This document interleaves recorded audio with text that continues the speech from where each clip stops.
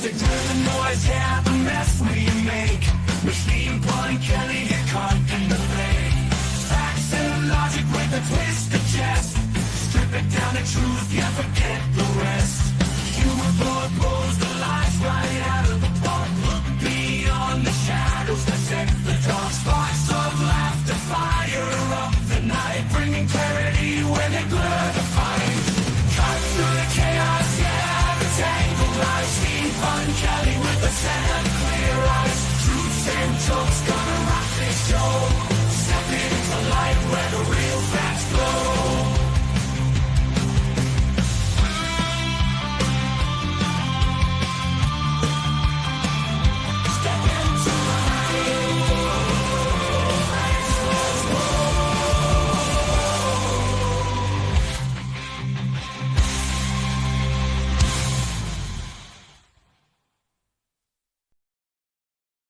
And welcome to the Pun Show, where today I'm going to talk about the main thing I want to talk about today is the immigration crisis, or should I say the emigration crisis, starting with the letter E, not with the letter I. And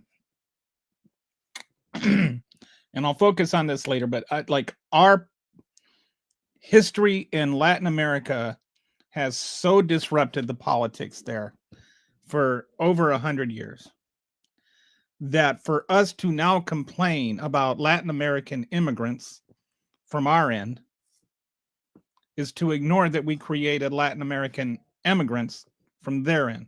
Why are they leaving versus why are they coming?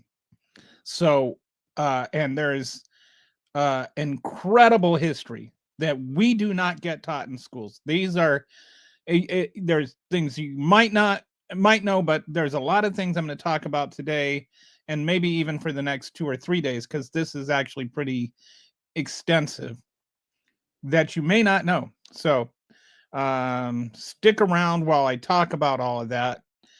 But first, I don't have a product to sell you. I want to talk about one other thing before I get into all that, and this is this weird narrative that I have been seeing people talk about on Twitter or, social media in general, that somehow the Caribbean boat strikes are valid and legal because they're pirate ships. And they're pirate ships because they're not flying flags. And so your argument really comes down to, it's okay to murder people if they don't have a flag in their boat, which right there by itself should tell you maybe there's something wrong with that. But since not everybody is capable of that kind of cognitive depth, I'm going to go through and I'm going to look at this whole argument and point out exactly why it's flawed. So let me share with you this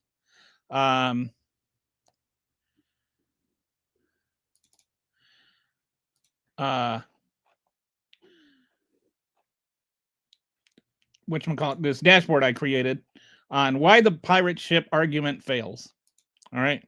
So I'm just going to go through, present the argument, and why the whole thing is just nonsense. First of all, we've killed 87 people in 22 strikes. I think might be up to 23 now. The argument: some defenders claim the strikes are legal because the boats are pirate vessels operating without legitimate state registration, making them fair game under international maritime laws of anti-piracy provisions. But the bottom line is, even if the boats were unregistered, international law only permits warships to stop, visit, and search such vessels, not to destroy them with missiles and kill everybody aboard. So this is like another one of those false dichotomy things. It's not a choice between pirate ships being legal or not legal. It's what you can do legally with a pirate ship and what constitutes a pirate ship. All right. So piracy has a legal definition. Piracy consists of any illegal acts of violence or detention committed for private ends by the crew or passengers of a private ship against another ship. Okay. Against another ship. So, I haven't seen the new Five Nights at Freddy's movie. It has to be against another ship. That's the important thing. It's these boats are not doing anything against another ship.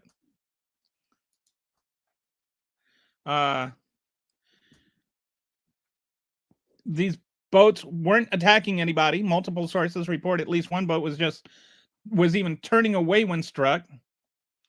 No piracy requires no victim ship. If there wasn't a victim ship, there was no piracy. This will be the first time in history that any nation has used lethal force against alleged pirate ships without warning, boarding, or trial. So this is not traditionally the way anybody has ever approached piracy. This is a novelty argument made by right-wing MAGA Twitter lawyers that don't know what they're talking about. Even the Trump administration's lawyers are not saying that these were pirates because it's such a ridiculous and ludicrous argument. But still, let's go into some more detail on this. Even pirates, actual pirates, have legal rights. Warships may seize a pirate ship and arrest the persons and seize the property on board, followed by the courts of the state which carried out the seizure may decide upon the penalties to be imposed. So if you're not flying a flag, this is where the whole flag thing comes in. If you're not flying a flag and you're a pirate ship, you can be boarded and you're not subject to the laws of your nation because you're not declaring a nation. So whatever nation you're searched and boarded by, you are subject to their laws. So if their laws say you can get the death penalty for pirating, then you can get the death penalty for pirating, but you still have the right to a trial. You still have due process. And it's like due process as a term, due process that comes from the Constitution only applies to the Constitution, but as a concept, as having a right to a trial is not just a domestic thing. It's like everywhere else in the world has a right to a trial. It's not like we invented trials or something. So you can seize whatever you want and arrest, but you can't kill them. You can take them to court, but you can't kill them. Due process, not military strikes. Like, do you get what I'm saying? Like, you can't just kill people because they don't have a flag on their boat.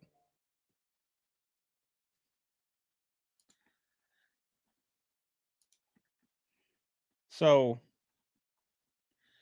all right. So, the U.S. already has legal tools and choose violence instead. We have Coast Guard interdictions that have been working for 40-some years. We have joint task force with Caribbean nations. We have detention and prosecution of suspected traffickers. There are people that are in jail right now for drug trafficking. It is not like our only alternative is to murder people. Like, not having a flag on your boat is not grounds to murder people.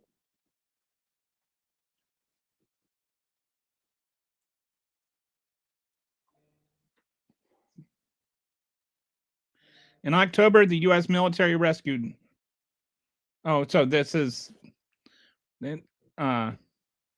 So the one rescue that people are talking about, like there was the second strike that killed people, and then there was the second strike where we rescued people.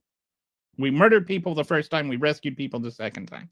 So the fact we rescued people the second time also kind of proves that we did rescue them. And the fact that we then repatriated them to their own country not only proves that they weren't doing anything illegal because they weren't prosecuted there, they also weren't pirates. We did not take them and then prosecute them for piracy. If they were pirates, why didn't we prosecute them as pirates?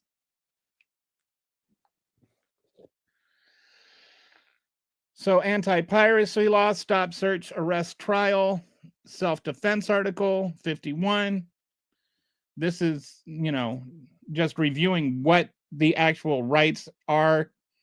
Imminent and armed attack, necessity, proportionality. They weren't attacking us. Anyway, I don't think I'll have to go through all this thing. I've got some comments here that I'll look at, but they weren't pirates. That's when you say they weren't flying flags and that justifies killing them. It doesn't. They weren't pirates.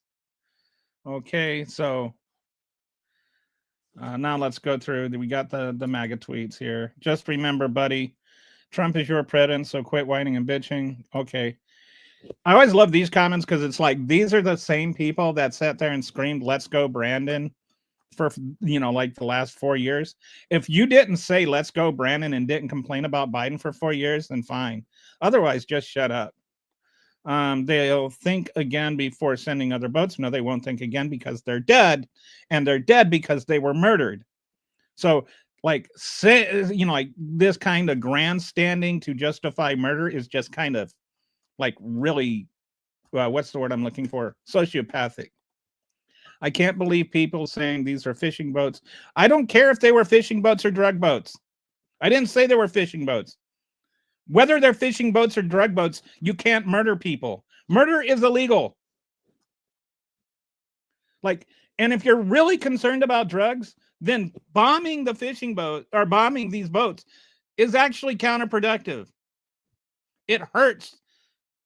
It hurts the war on drugs to bomb these boats because otherwise you could flip these people. Where do you think our intelligence comes from, Rick?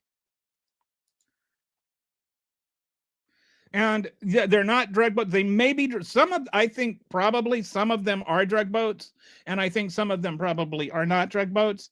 But I think whether they are drug boats or not is irrelevant because you can't murder people because they're trafficking drugs. And you can't murder people because they're not flying a flag.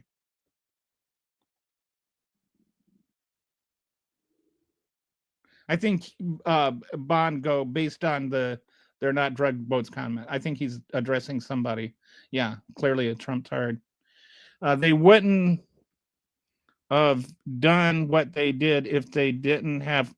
Well, that again, it's irrelevant. If they heard that they were smuggling, you can't go kill people because you heard they were smuggling.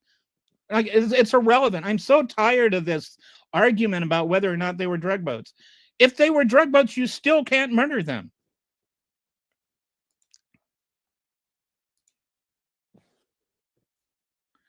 They aren't killing people. If they are killing people and there's like an actual self-defense thing, then yes, you can kill them. But they weren't killing anybody. They were on a boat going away from America. So no, you can't kill people just because they're on a boat that has drugs. They're not killing people. Yes, you can. No, you can't. That's a great argument, well articulated. You very specifically made your point, but you have no substance. You cannot murder people because they're on drug boats. If somebody is in a van that you think is carrying drugs driving down the internet, can a cop just pull out a rocket launcher and blow the van up? Because that's what you're arguing, is that just the suspicion of drug smuggling is enough to murder people. Like, think, Matt, think. Double tap for the win. Another sociopath. Trump raped children. I mean, yeah, but it's not really relevant here. So it's okay for drug traffickers. No, it's not. It's not a choice between the two, Robert. It's not a choice between the two.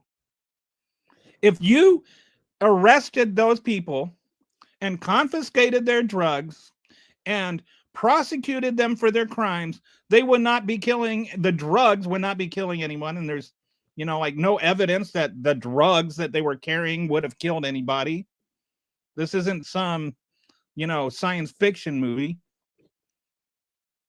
You would have just confiscated the drugs, which would not have ever been taken by anybody, and you would have prosecuted people, and you would have flipped them, and you would have gotten their intelligence on their, leaders.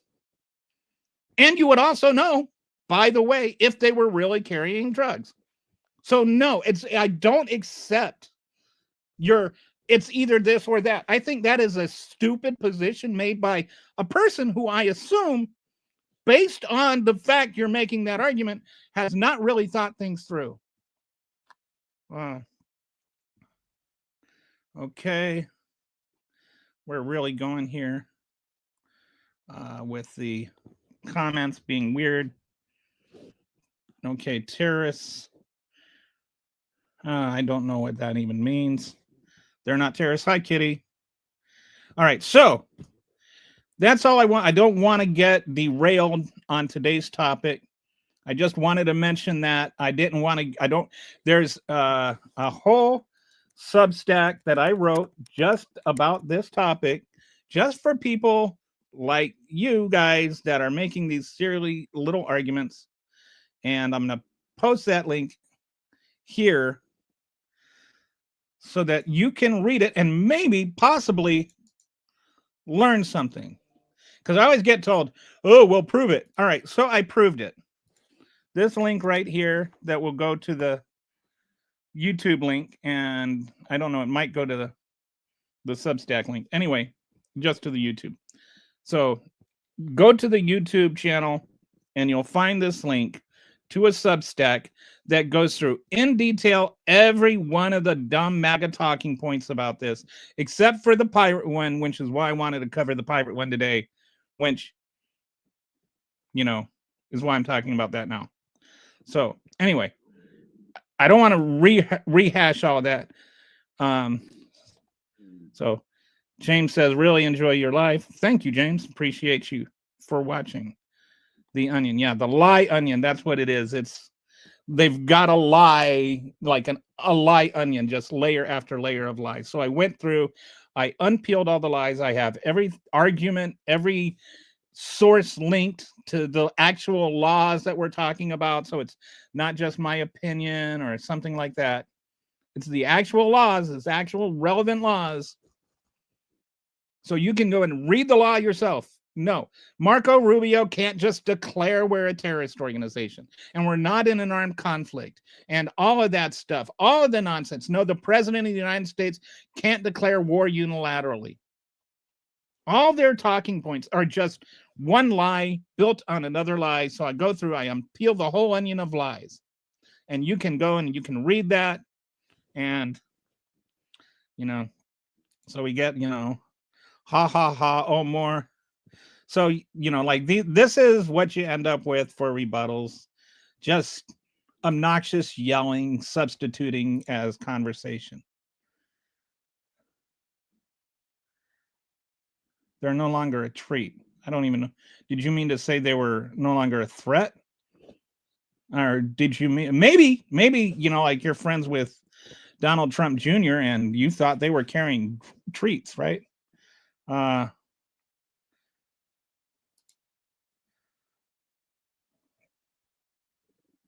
Yeah, well, you know, you're sitting there celebrating people dying. That's pretty sociopathic. Read the article. Read the article and tell me I've got nothing. Okay, so the next thing I want to talk about is this is actually probably something I'm going to be spending a couple of shows on, maybe even 3. But we have what the right wants to call an immigration crisis, immigration with an I and not emigration with an E. And I'm specifying what that means because I think maybe MAGAs don't know what the difference is. Immigration is where you leave from. Immigration is where you go to. So from our end, it's an immigration crisis. From like Guatemala, the people that are leaving, they're emigrating from Guatemala, immigrating to here. All right. So when you're talking about the whole immigration thing and the whole migration thing, there's 2 factors. There's push and there's pull. There's why do they want to come here and why do they want to leave there? What is pushing them out and what is drawing them here?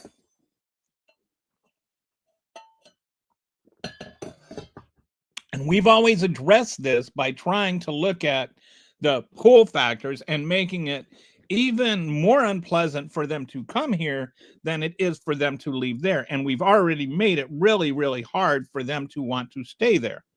We're pushing them out, and we're also now trying to make it so that the American dream only applies to white people. And yeah, I mean it when I say that. If you're not a citizen of the United States, your chances of being able to migrate here are about 20 times greater if you're a white person than if you're a person of color. That's a fact. I mean, a statistical fact. So, what have we done in Central America and South America over the last, and in the Caribbeans? What have we been doing with Latin America for the last 100 years that have caused the chaos that has created this crisis? Like, why are people leaving? This is, I think, a valid question that anybody with real, genuine intellectual curiosity would want to ask. So,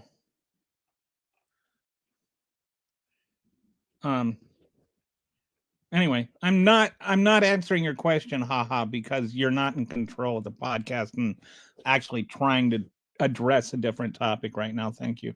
So I want to go through and address how our history in South America and how our history in meddling in their politics has caused the controversy we have. And I'm saying a good metaphor for it is like, we all love Star Wars, right? But we always see Luke Skywalker as us. But if you look at what we've been doing there, we're Palpatine. We're the evil emperor. We are the evil empire. And we're the ones that are causing the problems there that make them want to leave. And that goes back over 100 years. I've created this dashboard, which is linked in the YouTube link, in the YouTube description. So you can look at the dashboard if you want to read it and go through it. There's links to all the substance there. This is nothing I've made up. This is not liberal, whatever, or woke nonsense. Any of the little, MAGA declarations you want to use to dismiss actual substance from penetrating your little MAGA red-hatted skulls is not going to work here. All right. This is reality. Have the courage to address it, please. So let's go, and we'll just start here. How over a century of U.S. policy created the immigration crisis. And so this is like if we don't want refugees and asylees here, maybe we should stop creating them. That's my general premise of this whole conversation. We are causing the problem. So maybe we should stop causing the problem if we don't want the problem. Throughout this timeline, you'll see a pattern of brave resistance fighters standing up to overwhelming imperial empires. In movies, we call them heroes. In real life, we call them bandits, communists, and terrorists. See my comment section. Augusto Sandino fighting U.S. occupation. Augusto Sandino fighting U.S. occupation equals Luke Skywalker fighting the Empire, and the United Fruit Company and the Wall Street banks and Peter Thiel. They're the evil empire. They're Palpatine. We're not the heroes in this story. I guess you could say we're the stormtroopers, since we just go along with what Palpatine says. Okay. So we're gonna have to go back a ways here, because I always like to start a story at the beginning. And back in 1823, there was something called the Monroe Doctrine. You've probably heard of the Monroe Doctrine. What happened is European countries were still trying to mess around in Latin America. There was still some conflicts going on. There was still some disruption in terms of colonization. Some countries were starting to declare liberation from their colonizers. And then also on the West Coast, Russia was coming in and trying to make claims to Oregon. And so we said, everybody stay out of here. You know, we told any future colonization efforts or our offhand, this is our hemisphere. You stay in your hemisphere, we'll stay in our hemisphere. Okay. So we basically claimed everything in our hemisphere is protected by us. Now they did, like in terms of the existing colonies, we weren't going to mess around with that, but no new colonies and no going after these colonies that had declared independence. And that happened in 1823. It's called the Monroe Doctrine. And basically it survived, even though we made the big stance against it. It kind of survived for a couple of reasons. Europe was still recovering from the Napoleonic Wars, so they didn't have a lot of might to do anything about it. Anything that they would have tried to do would have lessened against the struggle against other European countries. And plus, the Britain was, with their navy, was kind of like saying, if you want to get to them, you got to go through us first. So it was a combination of reasons that even though we didn't really have the military to substantiate the Monroe Doctrine, it just kind of held up. It was never seriously threatened. There was a couple of things like France tried to, assume control of Mexico a little bit during the Civil War because we were sort of distracted with civil warring. But in general, it wasn't that challenged. Okay. Then what happened is we were in the midst of so there's a lot of comments popping up here, but I'm trying to, there's just like a lot of the comments are you hate Trump stuff and whatever, but and just distraction comments. I'm trying to focus on the actual conversation I'm trying to have. So feel free to comment, but comment whatever you want. I'll just, if I see things that are relevant to this conversation, then I'm happy to discuss those.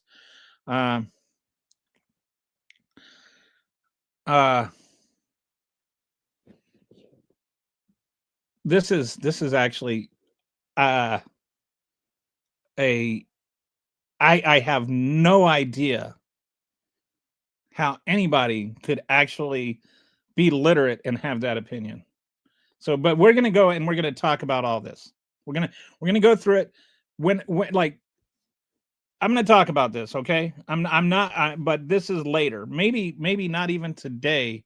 Might be another day or two before I get into Guatemala and just what a regular man made in Guatemala because of the United Fruit Company. All right. All of this is connected, but you got to start from the beginning, okay? And so yeah, like TDS stuff is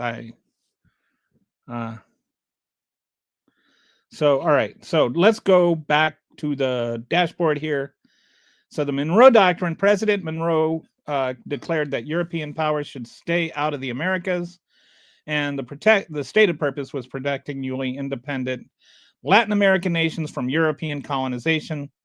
At the time, this seemed benevolent. The U.S. was positioning itself as the protector of Latin American independence. So then alongside that, there was this thing called Manifest Destiny, which is like basically God gave us this continent and we get to take the whole thing. Yeah, or, between the Mexican and Canadian borders and, whatever part of Mexico we want. Anyway, we did the Manifest Destiny thing, right? We went all the way to the West Coast. We took over. We conquered all the Indian tribes and did our genocide thing and all of that. And then we got to the other side. We were done. We ran out of land. We couldn't go any further west without going into the ocean. So what did we do? We started looking around and we started looking at Cuba. We started looking at South America. We started looking at Mexico. We said, maybe we can look south. Maybe we can look overseas, right? So in 1890, the U.S. Census Bureau declares no more unsettled land, knowing that Native Americans had lived there. But in 1890, like that was kind of like the official end of Manifest Destiny, right? And so then we started looking around. 14 years later, we get the Roosevelt Corollary, okay? And so, but between 1890 and 1904, there were some things that were going on, like we said we were supporting the Philippines and their defense against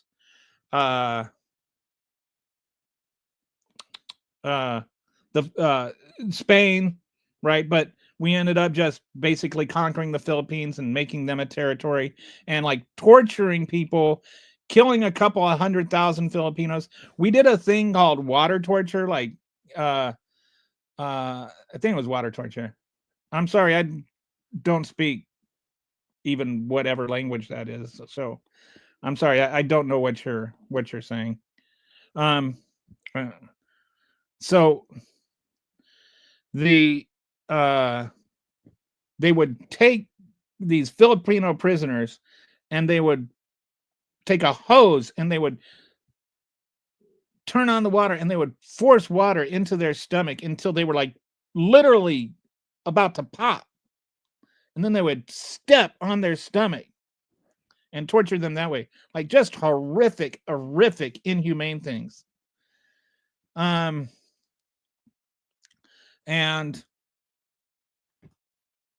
like people would either die or talk, and they would do that until you died or talked, even if you didn't have anything to say. They're just horrible things that we did to people, right? And we interfered with Cuba, we interfered with Mexico, we had the whole Mexican-American War, which was all of that was just about protecting American corporate interests and the interests of rich people. All right. Had nothing, it was about the sugar or whatever. So we're doing all that, and then Manifest Destiny is all done with, and then we get to what we call the Roosevelt Corollary. All right. And basically the Roosevelt Corollary to the do I have that written here? So the Roosevelt Corollary is, since Europe can't intervene in Latin America, we must. We have the right to exercise, quote, international police power when Latin American nations show chronic wrongdoing. So this is the cornerstone of so much of our policy over the last 120 years in Latin America, is that we have the right to tell Latin America what to do. We have the right to impose our will on other countries, even if it's to the detriment of that other country. And it all stems back to this Roosevelt Corollary, which, by the way, Roosevelt maybe not such a great guy when you start looking into him. He was a bit of an asshole, if you want to be honest. He was the one that authorized the water tortures of Filipinos. He had war crimes going on, what would be war crimes going on in Cuba and Central America. He was like basically another racist that didn't think that murdering people that were brown was bad. But anyway, what triggered it? The Venezuela crisis in 1902-1903. Venezuela owed money to European creditors and defaulted. Britain, Germany, and Italy sent warships, blockaded Venezuelan ports, and bombarded coastal fortifications. So now this was like the Monroe Doctrine was getting tested. Like, you got these Europeans coming over to Venezuela and they're like doing war stuff.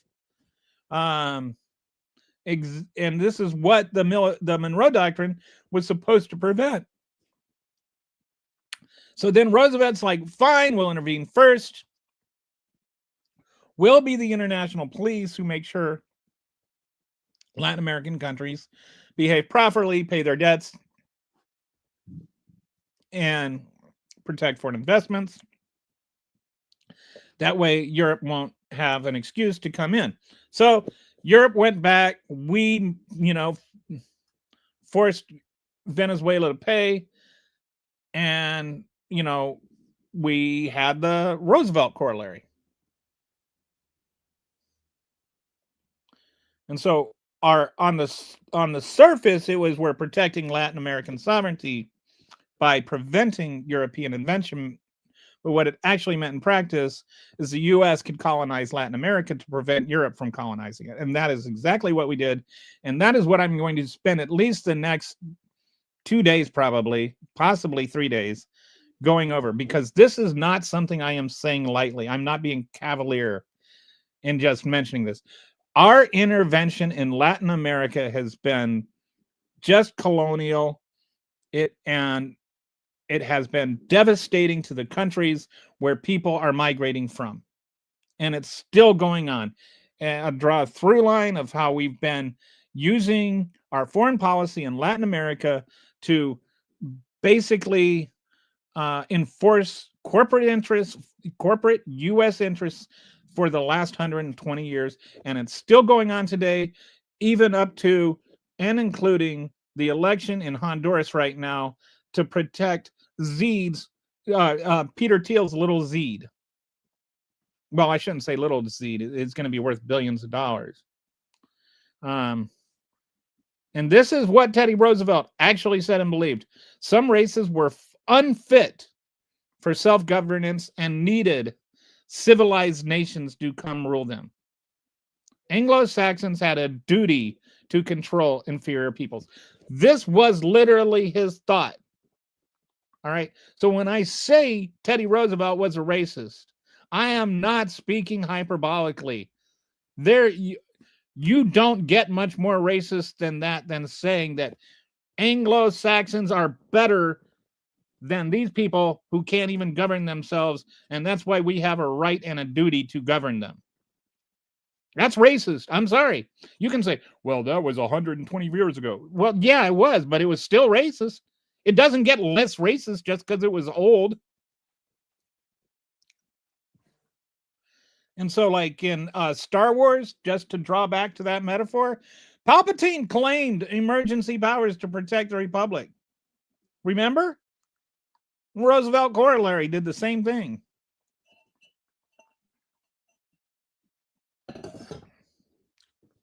So what came next? Armed with ideological justification, the U.S. embarked on what would later be called the Banana Wars. Decades of military inventions, occupations, and regime changes across Latin America and the United States. In Panama in 1903, we orchestrated independence from Colombia to build our canal. I'll talk about that. Honduras, 7 invasions between 1903 and 1925. Nicaragua, we forced a 21-year occupation and an assassination that led all the way up to the Sandinistas and Iran Contra thing and all of that. We forced a 19-year occupation in Haiti that they never recovered from.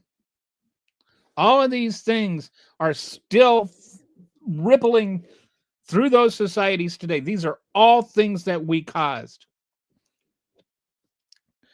The pattern was established, manifest destiny, should we believed in Anglo-Saxon racial superiority and to the right to conquer. The frontier closing meant that we needed new territories to expand into. The Roosevelt corollary gave us the ideological cover to colonize Latin America while claiming to protect it. Everything that follows, the occupations, the coups, the dictatorships, the current immigration crisis, flows from this moment when we decided that Latin America existed to serve American interests. So that's the first tab. I'm going to go through and look at the comments and see if there's anything that is worth reading. So we got this bish whatever person who like is furiously typing a whole lot of nothing. Okay. Kitty says I am literally LMAO. Yeah, I guess maybe it's a good snark day. Fish served as Barack's bunny. I don't even know what that means. Jesus. Dude, you're losing. Okay. That's just such a weird thing. No, we didn't. We forced hoses down their throats and water into their stomachs until they were almost ready to explode. Okay, I read a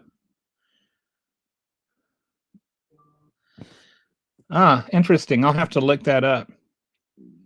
He read a book once about that called the Imperial Cruise. So racist policy.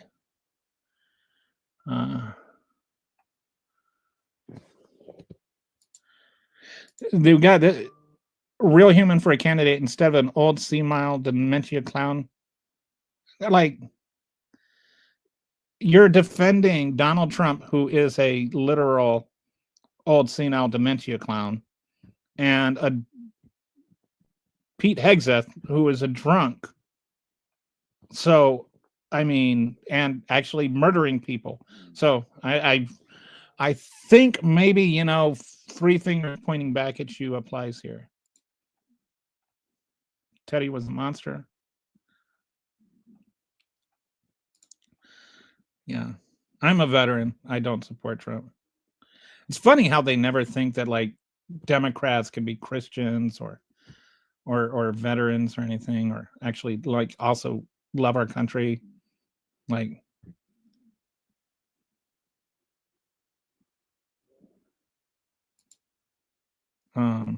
well, yes, every immigration, like when people come over here, it's on our soil. Yes, that's why we call it immigration. I'm glad you understand how words work. But what caused the crisis? Why are they coming here? Like, instead of just yelling things, please think. I mean, it's really like, honestly, why I could never understand why MAGAs can never, like, actually, I mean, I'm not saying this to be mean. I really wonder, like, are you capable of taking information that you didn't know and assimilating that into your worldview? Or is it just like everything has to be this spastic knee-jerk reflex to reject anything that might actually cause you to learn something? Like, can you like really take a moment to understand why people are trying to walk across half a continent to get out of the situation they're in?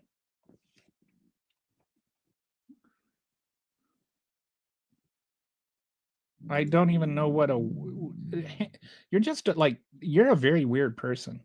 And South America ain't,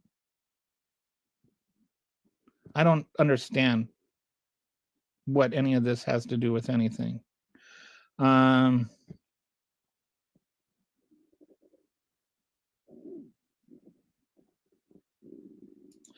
I'm going to get into that. That was actually based on a real person. And ironically, I think his name was John Seal. And ironically, this guy was like 5'5" and 300, and kind of like a gravy seal. He wasn't maybe he was as short as Tom Cruise, but he was definitely a lot fatter. But it was based on this real person named Seal, who was actually, he was assassinated by the cartels. I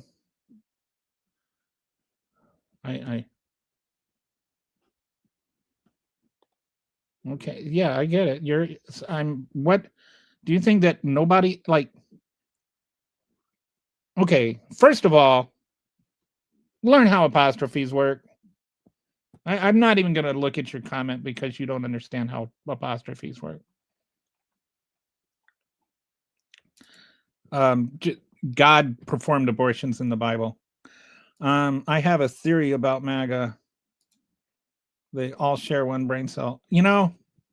I had an orange cat, and even when he had access to the one brain cell, he was smarter than they are.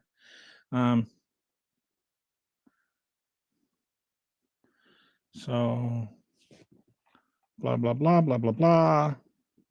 I voted for the guy that doesn't open borders for thugs. Okay. I see you don't really read.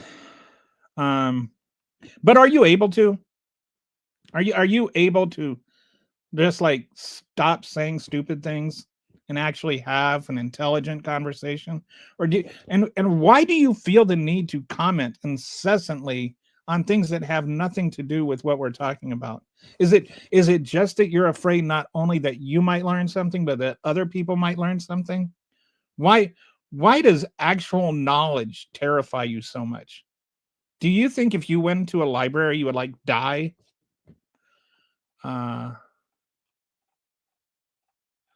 so anyway. So all right. Now let's go on to the next thing. Wait, let's get rid of this weird comment. All right. So we're going to go on to the next tab here, which I think this tab will. I'm going to first go into the what I'm calling the imperialism stage, the economic imperialism stage, and then I'm going to go into one specific aspect of this. First, I'm going to just review like the overall thing, and then I'm going to focus in and zero in on one aspect of the history. And I want you to know, like all of these things, you could go into like a lot more detail, but it would just end up taking like 50 shows to go in through everything. So I'm going to just cover from the basically the Roosevelt corollary up to the beginning of the Cold War in this next topic. And then I'm going to focus in on that, A Tale of Two Canals, the Panama Canal and how we got the Panama Canal and the Nicaragua Canal and how we didn't get the Nicaragua Canal, and explain how all of that ties into what's happening today. So first, the Banana Republics era. You know the expression Banana Republic? That comes from this era, and specifically the United Fruit Company, which dominated Central American economies with full military backing. The term Banana Republic literally describes countries whose governments existed to serve American corporate interests. The Banana Republic, the banana part, UFC, the United Fruit Company, is the main company that was imposing its will there, and they are not called the the United Fruit Company anymore. But if you ever look at most of the bananas you can buy at the supermarket today, and you see that little Chiquita sticker on it, that's who the United Fruit Company is today. Fruit Company is today. Chiquita bananas, believe it or not, once ruled almost all of Central America. And I don't mean that hyperbolically. They literally ruled those countries. They had more control in those countries than the actual governments did. And we're going to go into all of that in the next chapter. But first, we're going to talk about what happened after after the Roosevelt corollary. So in Honduras, the original Banana Republic, the United Fruit Company, owned 75% of arable land, meaning like farmable. The government literally couldn't pass laws without the UFC approval. When governments tried to organize in 1954, the U.S. helped crush strikes. UFC owned the railroads, ports, and controlled the entire economy. Honduras remains one of the poorest countries in the hemisphere with high violence rates, major source of asylum seekers fleeing gang violence and poverty rooted in this century of exploitation. This is also the country that Juan Orlando Hernandez got pardoned by Donald Trump fame, who also is trafficked drugs for the Sinaloa cartel fame. This country right here is the original Banana Republic. And the banana in the Banana Republic is the Chiquita banana. Guatemala, there, the UFC owned the railroads, the port, the telephone company, and massive amounts of land. Much of it they weren't even using. USC controlled more of Guatemala's infrastructure than Guatemala's government did. The Dulles brothers both had financial ties to UFC. If you don't know who the Dulles brothers are, Dulles International Airport is named after one of them. And if you've ever heard of the domino theory, which basically was our foreign policy that established the entire Cold War, was because of them. And we're going to get into that. Nicaragua. U.S. Marines occupied Nicaragua for 20. This is all before 1950. U.S. Marines occupied Nicaragua for 21 years to protect American business interests. When Augusto Cesar Cedeno led resistance against the occupation, we hunted him with planes and troops. When we finally left in 1933, we installed the Somoza family dictatorship that would last 43 years. And Cedeno was Luke Skywalker. We're going to talk about him in the next tab, but this is like really a fascinating story. And we're talking, like, if you don't know about this guy, when we talk about the Sandinistas in the 80s, they were named after Sandino. Like a Sandino is a Sandinista is somebody that followed Sandino. The person they were rebelling against in the 80s was this Somoza guy, who's the one who killed him. And the way he killed him was like a literal red wedding type story. So we're going to get into all that. Hang around and listen to that. It's actually really like incredibly disturbing what we did with Nicaragua, Panama, and Honduras, or and Venezuela, I think. So then Haiti, we refused to let U.S. banks take over their national bank and refused to dissolve their military.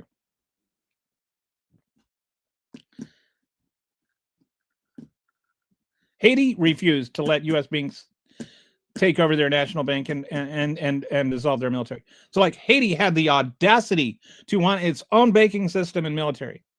So we invaded Haiti, occupied for 19 years, rewrote their constitution. FDR, who was also a bit of an asshole in a lot of ways, not just picking sides here. He later bragged about writing it himself. FDR was also a racist. Hate to break it to you. I mean, there were a lot of good things that came out of FDR, but don't get me wrong. A lot of problems that exist today are because he was a racist and forced them into accept it at gunpoint. Thousands of Haitians killed resisting occupation. Haiti has never recovered from centuries of exploitation. The current gang violence and state collapse trace back to institutions we destroyed and dictators we empowered. The pattern repeated everywhere. Cuba, Panama. We'll get into why Panama even exists as a state. Sorry, got some hiccups here. Dominican Republic, Mexico. The pattern repeated everywhere. Occupied to protect corporate interests, install compliant dictators, suppress any resistance, extract resources and profits. So for a century, we have been doing this, and we can't just ignore that and say, well, if you work hard, you can get ahead. All right. There's actual like things that actually happen that we actually have to look at and analyze before we can just say stupid things. Okay.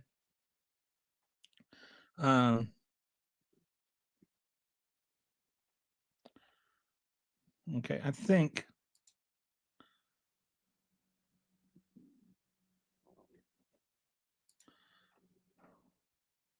trans women are, I don't know what this has to do with trans, like, you know that MAGAs lose the argument whenever they just randomly start yelling about trans people. It's like they've got stupid Tourette's or something. It's like they just start yelling the word trans out of nowhere because they're so afraid of actually like learning something.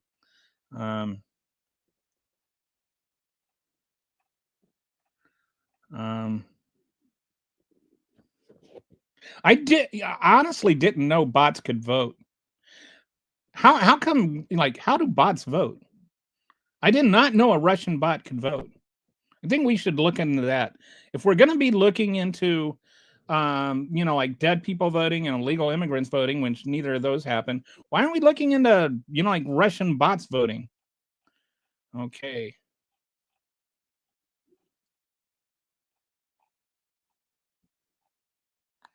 Gotta have, I don't know what sources you're asking for. As I've said, if you're talking to me and not to somebody else, I have sources that are in the dashboard that I created and shared. So, all right. That said, okay, train for everyone. Illegals are taking your jobs. Illegals are still.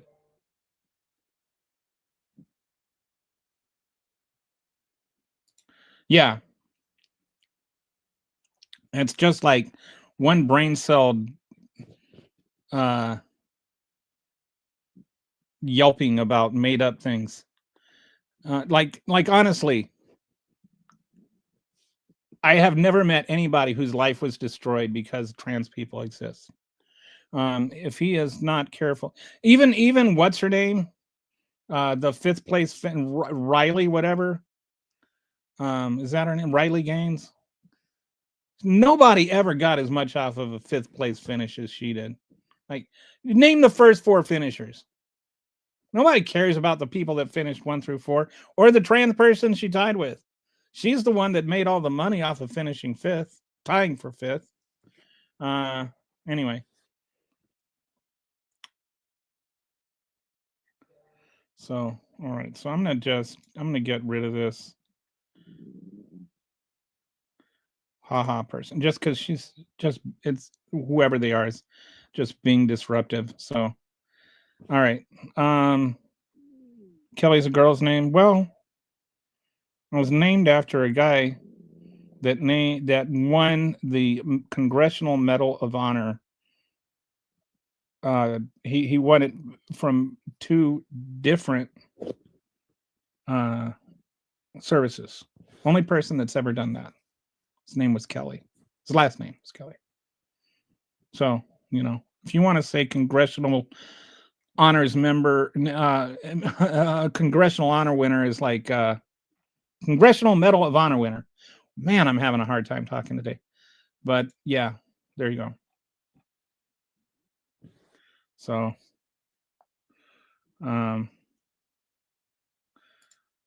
yeah, people get injured playing sports all the time.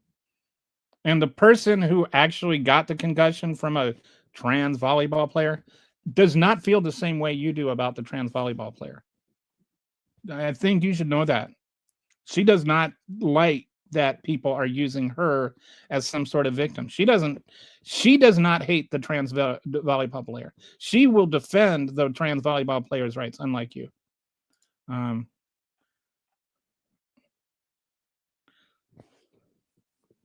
Well, it's like trans people live in so many people's heads. They do because they need a scapegoat. They need something to deflect from any actual conversation. Like somehow trans people existing means it's okay that America has over a century of colonializing South America, creating chaos down there, and and creating this new immigration crisis that we call it. It's like they're so weird.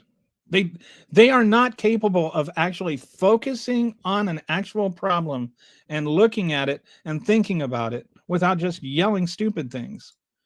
I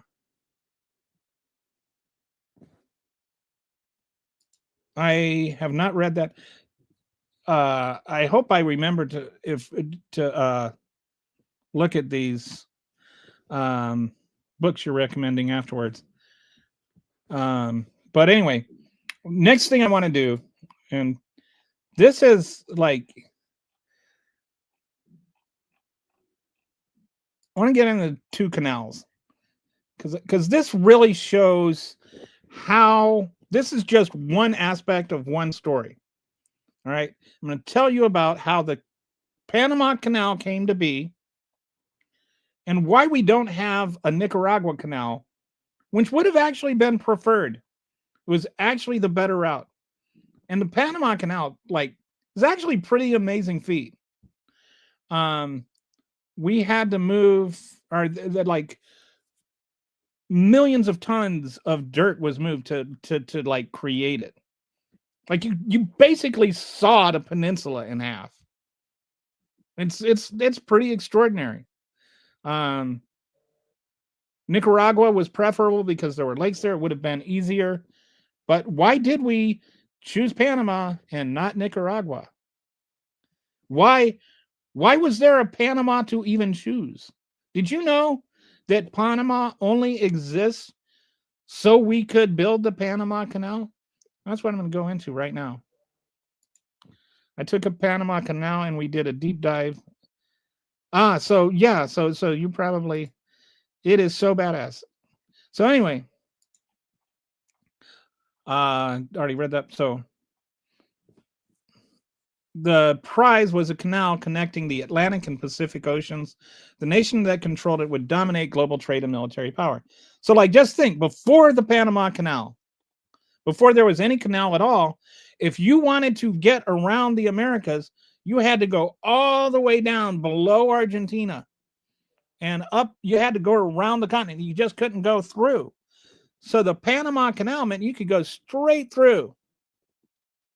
And that's why it was such an extraordinary achievement and such an extraordinary goal. And the U.S., and it's why the U.S. wanted to make sure that we had control of that thing. We wanted to make sure that it was our canal. Okay. So initially, we actually had a vote in Congress that we were going to create a canal in Nicaragua. It was the preferred place. We had a unanimous consent vote that it was going to be in Nicaragua first. Did you know that? So, what happened? Why did we not get one in Nicaragua? Why do we have a Panama Canal instead of a Nicaragua canal? All right.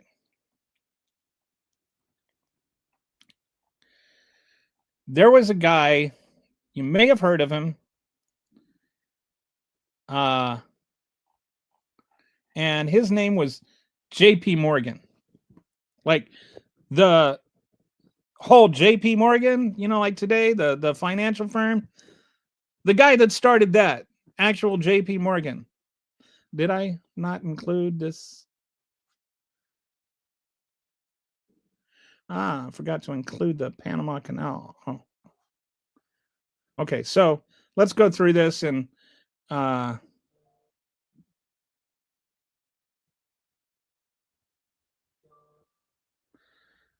what happened is, before this started, I didn't update my timeline.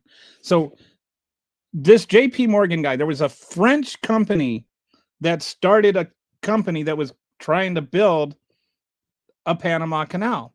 And they got halfway through it and they spent like $150 million and they ran out of money. So then JP Morgan went and he bought this for pennies on the dollar. He bought this now defunct company and what they had done so far, they had gotten nearly halfway through the Panama Canal when they went belly up. And he bought that for pennies on the dollar. And then he went and he sold that stock to certain investors here in the United States, along with this other guy named Cromwell. And so those two had all this money invested in this Panama Canal. Then, after the United States had already said, we want to build a canal in Nicaragua, guess what happened? He paid a senator to flip his vote and ended up changing the entire vote. And so then they had a new vote and Panama won. All right. So he also just conveniently happened to give that politician the maximum contribution before he flipped his vote and flipped the Senate. So this one guy, J.P. Morgan of J.P. Morgan fame, he bought the Panama Canal, and he bought the U.S. buying the Panama Canal.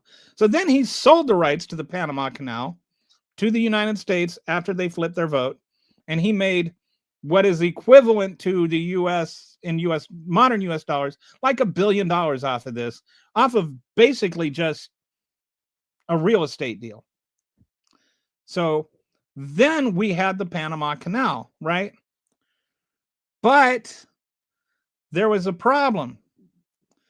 The country of, I think, Venezuela or Colombia, that's it. Colombia actually owned Panama. Like Panama was a territory of Colombia. And there was in the contract they had written with this French company, after a certain date, which was like a year or two away, the rights to the Panama Canal was going to defer to them.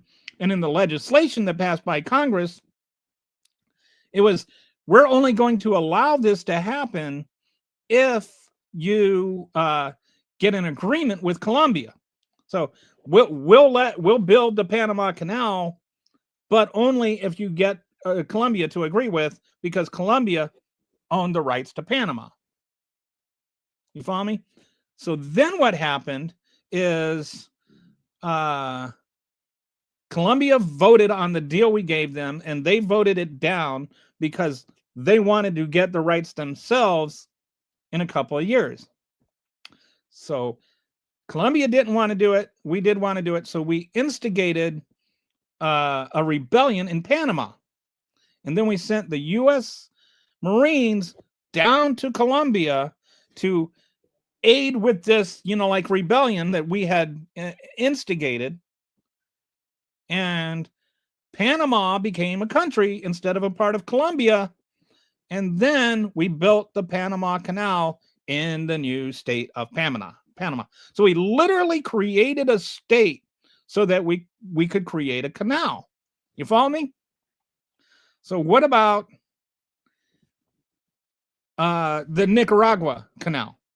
So this is, while we're still building this, and we're like, it's amazing feat of work, right? But of course, the work is all being done by, like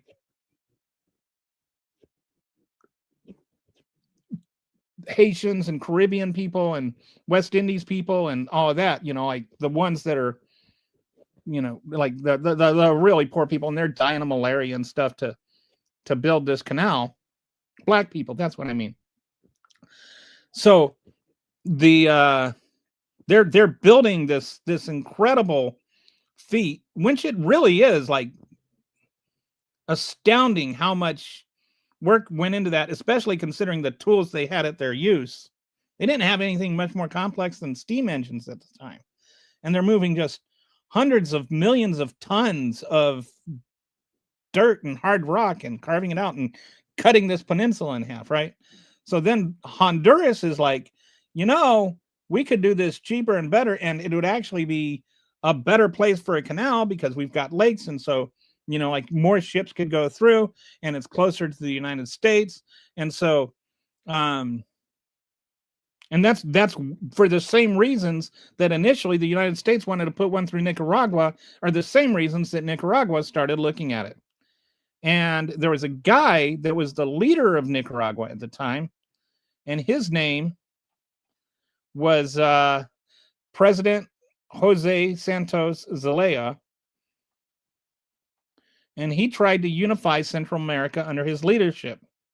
He was trying to get all of the United States of Central America or something, Honduras, and he wanted to unite all of those countries, and he wanted to dig a Nicaragua Canal. And he was working with the Germans and the Japanese to help fund it. And this really pissed off America. They did not want this European interference coming through. They didn't want Japanese interference coming through, even though they had a better route than Panama. Even Germany was interested. So like you had these countries that were looking into investing in it, and so it was like, one, it was going to destroy like the Panama Canal that we had gone through all this trouble to establish and still hadn't even completed, and then Nicaragua comes in thinking that it has the audacity to like be independent of America, and they're going to build their own. So while we're still building the Panama Canal, the U.S. backed a conservative party that rebels against Zelaya. And we withdrew diplomatic recognition from Nicaragua. We sent warships to their course, and we forced Zelaya to resign. And we refused to recognize his successor. And we supported the rebels until our guy, a guy named Juan Estrada, took power. So we basically just full on supported and endorsed a coup. We arranged for Panama to set up as a nation, and then when Nicaragua tried to build its own canal that was against our interests, we just overthrew the country, and we replaced a puppet president instead. And then it's not even over yet. This is where the story gets interesting.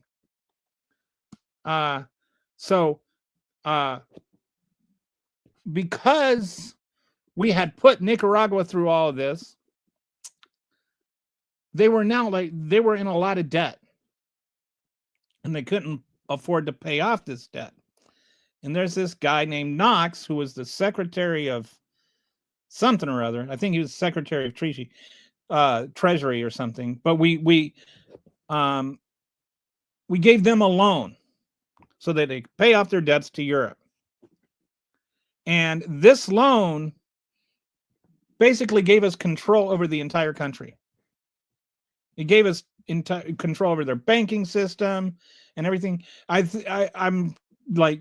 compare it to like a payday loan for countries. It was this really, really horrible loan. And it lasted for a long time. The bankers that made the loan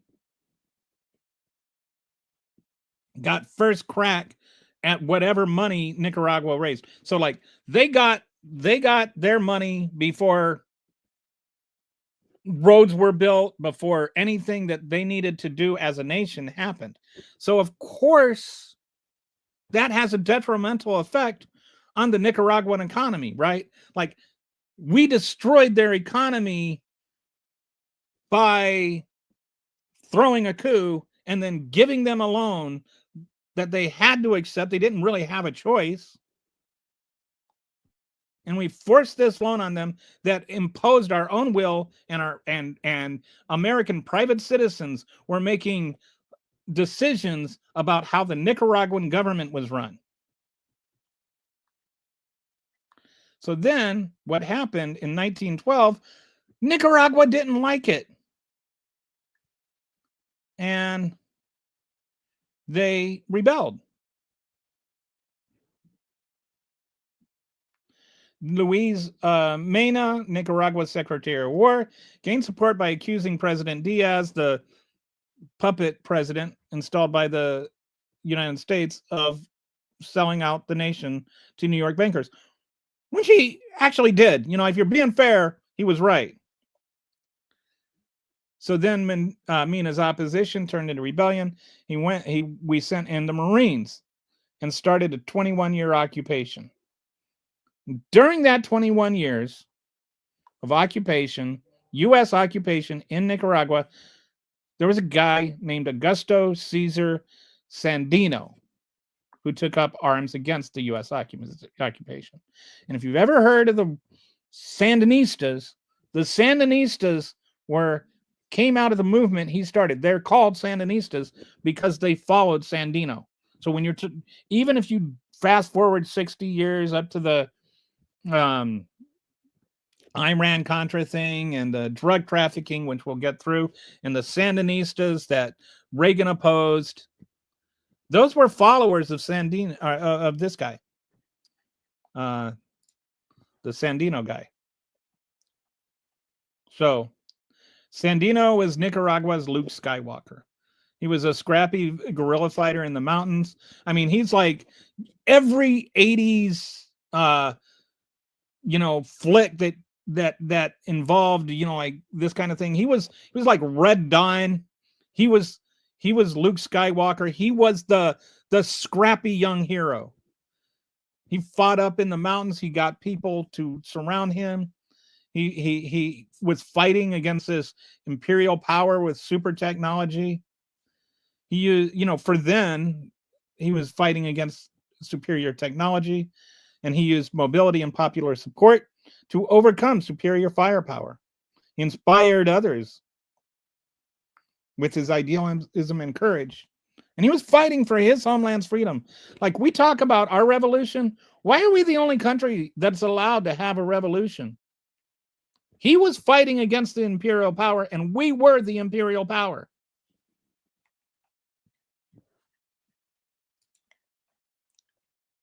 The U.S. was the empire, overwhelming military force, occupying foreign territory. We claimed to bring civilization and order, which we weren't. We were just keeping them from building their own canal and having self-determination and being able to decide their own futures. We used aerial bombings against guerrillas. We called resistance leader a bandit, which actually, at the time was pretty tame language, if we're being honest. Like we had called him we called them worse things later. But he wasn't. He was just a guy that wanted independence for his own country, just like George Washington. He just wanted to defend his own country from foreign invaders. So eventually, believe it or not, Sandino won. He forced U.S. withdrawal in 1933. Then we had him assassinated at a peace dinner in 1934 and installed a 43-year dictatorship. So what happened is this other guy that I talked about earlier, Serrato, he negotiated peace. Sandino negotiated peace. The U.S. withdrew. And then this other guy that was like the Secretary of Defense, I think, at the time, they had a peace dinner and promised the safety for the people that came, right? And so Sandino came to this dinner, ate the dinner along with his other leaders, and they had a nice little feast and everything. And then after it was over, he had his troops, U.S. trained National Guard, take out Sandino and his leaders and shoot them. This is like a literal red wedding in real life. He murdered the guy after he won, after there was peace, after he was promised safety. He just murdered Sandino. And then this guy became the new president of Nicaragua, where he was there for like 34 years or 43 years. He was the dictator. Just an evil dude. And this is the dude that Ronald Reagan took his side over the Sandinistas, who weren't communist in spite of what you've heard. We'll go into that later. But the Sandinistas weren't communists. They weren't Marxists. Some of them quoted Marx, but they weren't really Marxists. They didn't argue for seizing private property or anything like that. It was just like today, where people just shout communism to justify evil. And the end result of this was 43 years of this one dictator that was okay, even though he was evil and did terrible, terrible things and made Nicaragua unlivable for everybody that was there for 43 years. It was okay because he was rubber stamped by the United States, and he wasn't making problems for corporate America. So 115 years later, this is after all of this stuff with Panama and Nicaragua. The Panama Canal, by the way, once we finished it, it was actually pretty amazing. Did you know that from like the completion of the Panama Canal to World War II, it accounted for about 4% of our gross domestic product? Like the revenue created from the Panama Canal every year was like 100 times what we paid for it. It was actually really, really something. And so hang on, somebody says, what's going on here?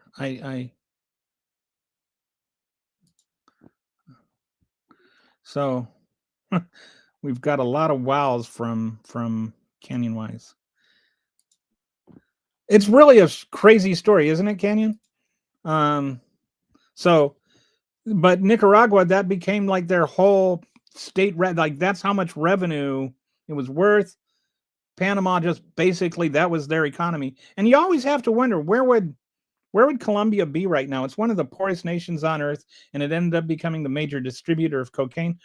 What would have happened if we hadn't done that? What if we had allowed the canal to go through? If we hadn't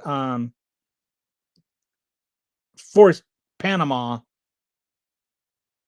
into existence? Like, what if we had just let Colombia keep Panama? Anyway, how much of the drug traffic would we still be facing if we hadn't like basically forced them into poverty? Political institutions shaped by decades of U.S. control. We didn't give up the canal zone until 1999, and now Donald Trump is sitting there trying to reclaim it, even if it's by force. So we're not learning our lessons from history, right? Intervention in South America has caused all of the problems that are causing immigration, and yet we still want to keep doubling down on the problems that we are causing. Nicaragua, the country we destroyed, 21-year occupation, followed by the 43-year Somoza dictatorship. And then in the 1980s, we funded the Contra War and the whole CIA cocaine trafficking thing, which we'll go into later. Today, they're the second poorest country in the Western Hemisphere. This is what do you see what I'm saying? This did not happen by accident. This is not something that just happened separate from our intervention there. It's currently under a dictatorship by a guy named Ortega. We've got people fleeing poverty and repression that we helped create. Like, we caused the reasons that they are emigrating with an E. That's why they are immigrating here with an I.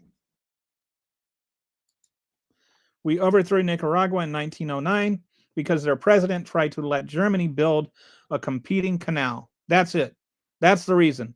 Not democracy, not human rights, not freedom, nothing else. They had the audacity to decide that they could cooperate with Germany to compete, to build a competing canal.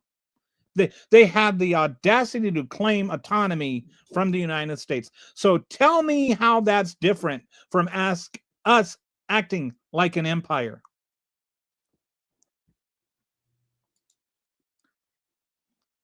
Then we gave Nicaragua a predatory loan that put Wall Street in control of their finances. When they resisted, we occupied for 21 years. When a hero forced us out, we had him killed and installed a dictatorship. 116 years later, Nicaraguans are arriving at our border seeking asylum. They're fleeing conditions we created. We destroyed their government because we wanted a canal monopoly, and we're still punishing them for it. And this is what I mean. The facts matter. Republicans always kick against the facts. They always want to say, no. They'll either deny the facts, or they'll protest the facts, or they'll keep saying, prove it, even after it's been proven, or they'll start yelling about trans people.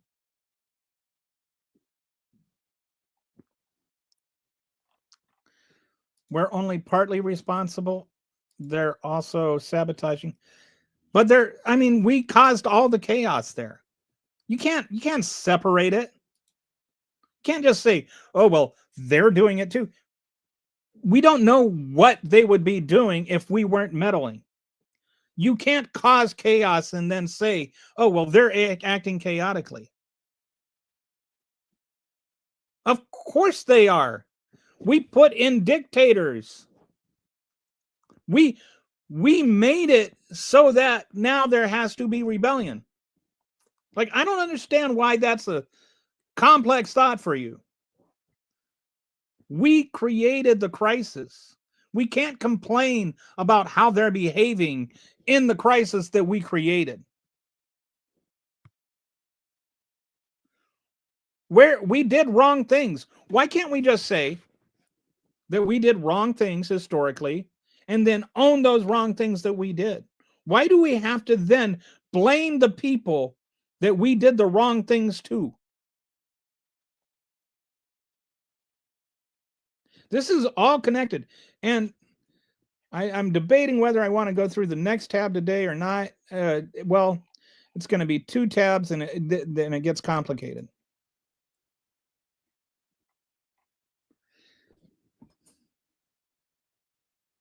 So, anyway, is anybody? Let's see if we got some trans military ban upheld. Yeah, I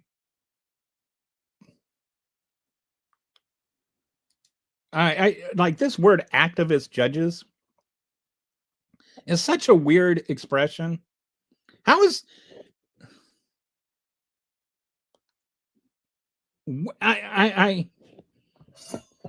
it's like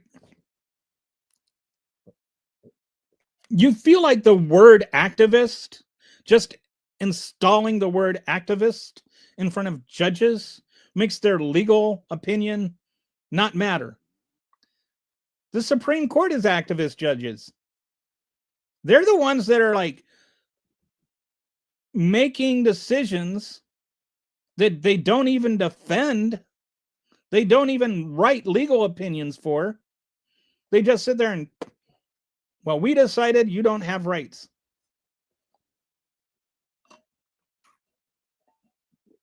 I don't care what the court what was upheld. Trans people exist. They exist outside of the United States. They exist outside of our time frame. Throughout virtually every recognized civilization in the history of Earth, trans people have existed. It is trans people exist. And so what you are arguing is that some people don't have rights.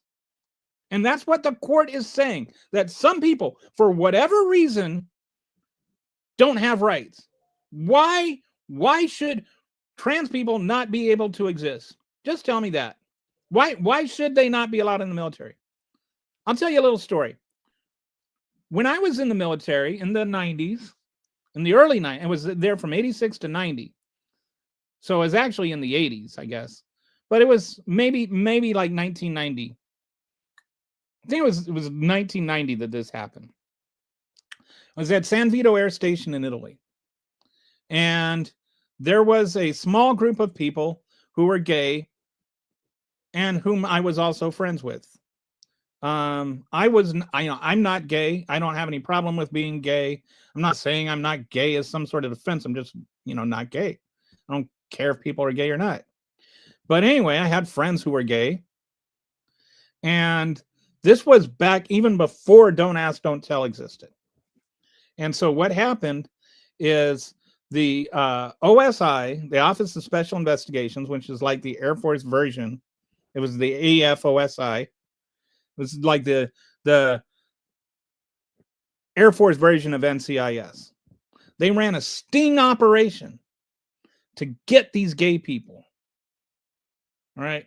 So what happened is one night I had, I went home with a friend, and he was gay, and he thought maybe I was. And so he asked me if I was interested. And I said, no, I'm not gay, but, no offense, just not into guys. And so we were still friends after that. And then a couple of weeks later, same thing happened with another guy. I told him the same thing. I said, but you know what? I know another guy that's gay. If you're interested in him, because it's not like in the Air Force in the 90s, in the late 80s and early 90s, that there was a lot of gay people running around. So I said, there's this other guy that's gay, right? So I was thinking I was doing him I was thinking I was doing them both a favor. The next day, I get called into the OSI to be questioned, and they want me to write down and turn in this other gay guy. And so I refused to cooperate. Long story short, I ended up getting drummed out of the Air Force because I wouldn't testify against a guy for being gay.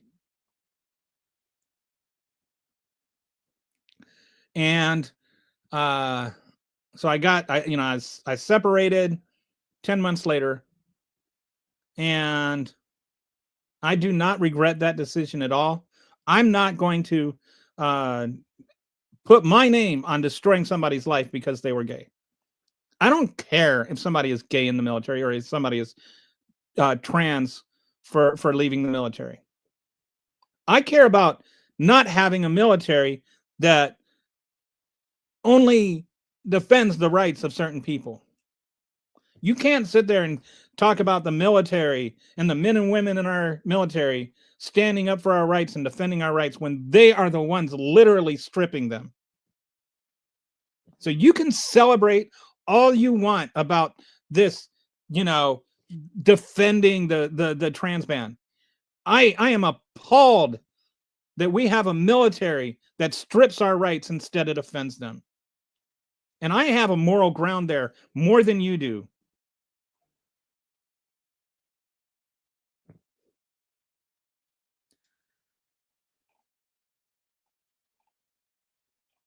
Somebody says I am ignorant on this topic. Okay, so I would just say go back, watch the whole podcast, and there's a since you're in the YouTube thing, there's a link to the dashboard, and that explains everything too, as well as the thing. Thank you for your service, Kelly. Thank me too. I'm proud of my service, and I'm proud of the way I left. Good on you for living actual American. And this is, I feel like real patriotism is like, I would say patriotism is like marriage, right? Real love is not just going along with whatever your wife says or going along with whatever your spouse says. Real love is working through conflicts together and coming out the other side. And,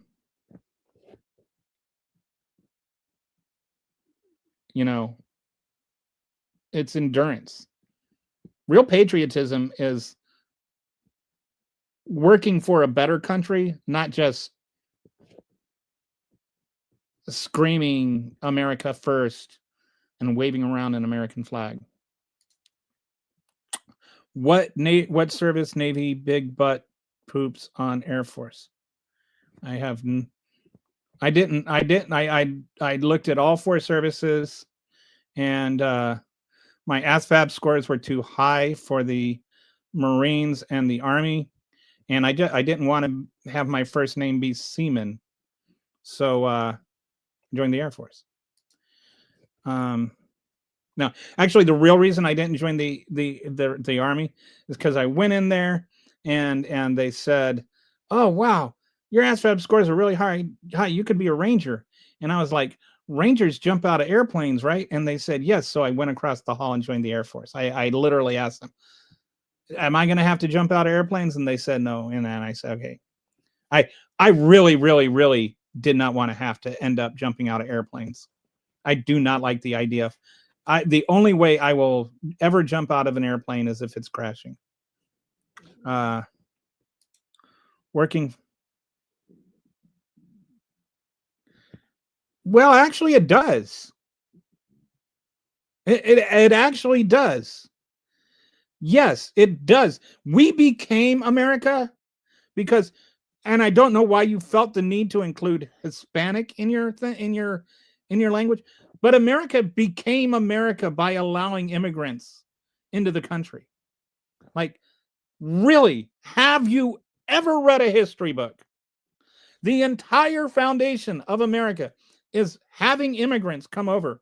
And the only difference between the way that the immigrants are coming over now and the way, like your grandfather or whomever came over is not the way they came over. The law changed, not the means. People used to just come over here. They didn't have to apply for a visa. Unless your ancestors only came over in the last 2 or 3 generations, they didn't apply for a visa. They got off a boat, they signed their name, and that was it.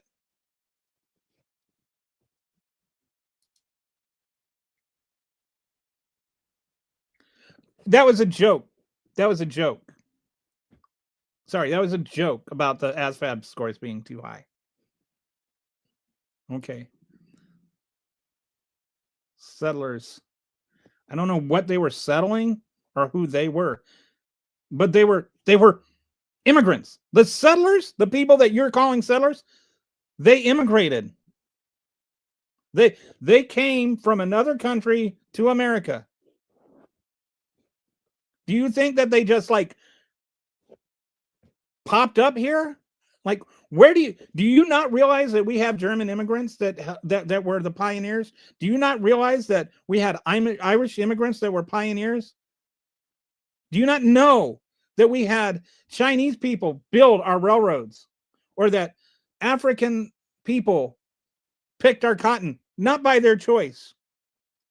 Do you not know that Italian immigrants built the skyscrapers in New York City? Yes, the entire nation has an entire history of immigrants building it. If you don't know that, then your history teacher either shouldn't be teaching history or he's embarrassed right now, or she is. Oh, they were European immigrants. So they were immigrants. They were immigrants. Like, your racism here is evident. They were still immigrants. And you know what? People were saying the same things that you're saying right now about immigrants then. You know who was complained about immigrants? Benjamin Franklin was complaining about the Germans taking over Pennsylvania and how they would never assimilate and how they wouldn't learn our language. They would never learn English. Benjamin Franklin was a racist.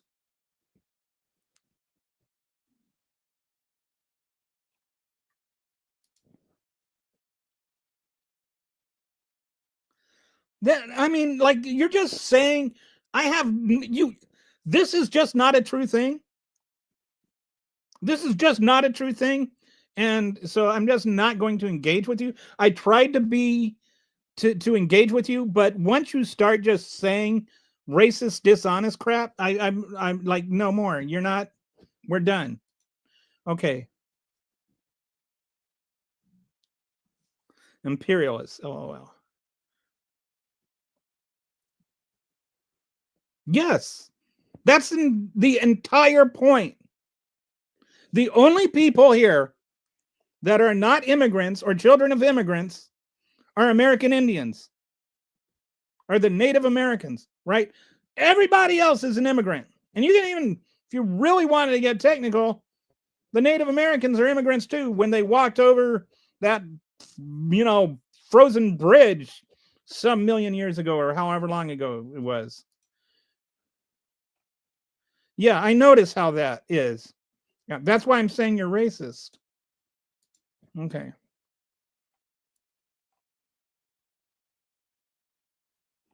No, I don't even know what that means. All right. I'm trying to.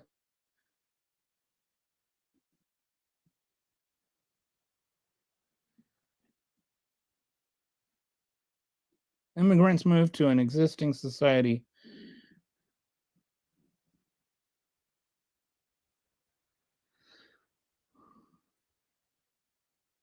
This is just nonsense. This is a made up distinction that doesn't exist.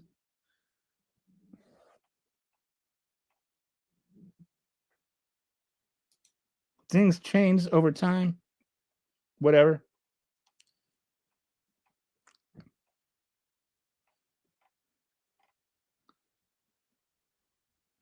Okay.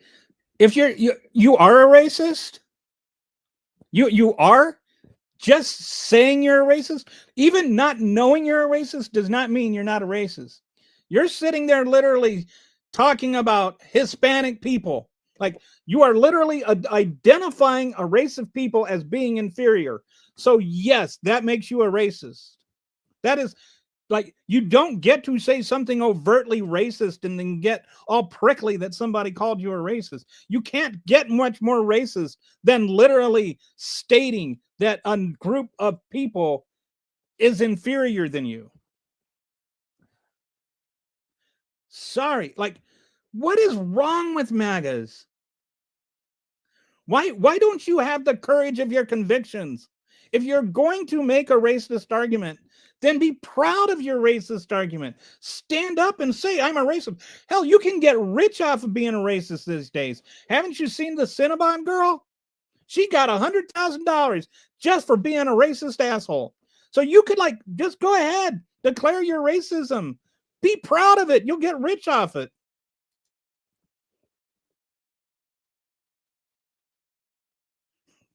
I would read this out loud, but I'm a monetized channel, but I do feel your sympathy.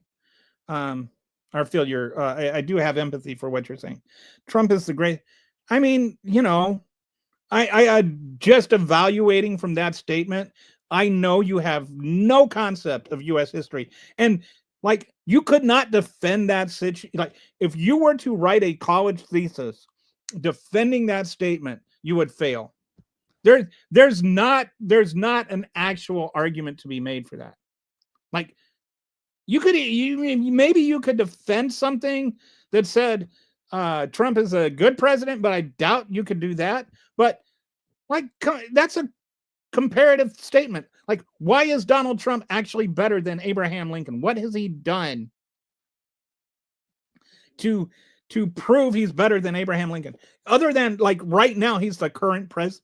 And so, and you've got your tight MAGA hat on.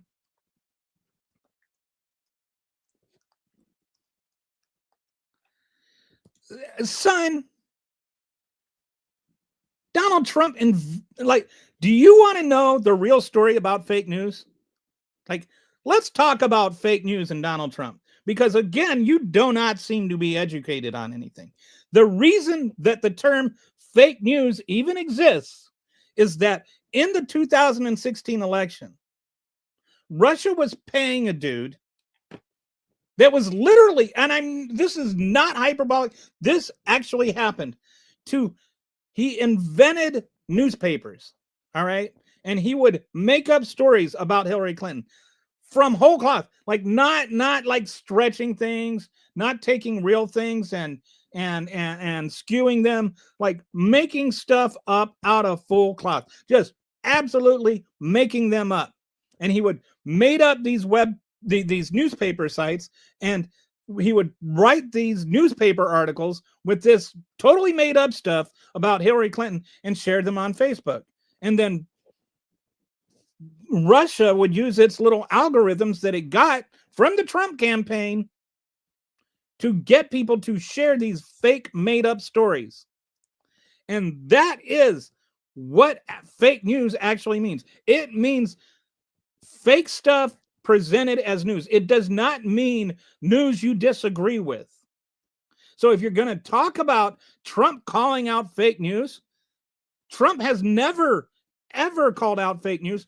Trump exists as president directly as a result of fake news. You didn't know that, did you? I am lacking understanding here. So talking about Hispanics as inferior is racist. Yes. Calling Hispanics lazy and leechers, that is racist.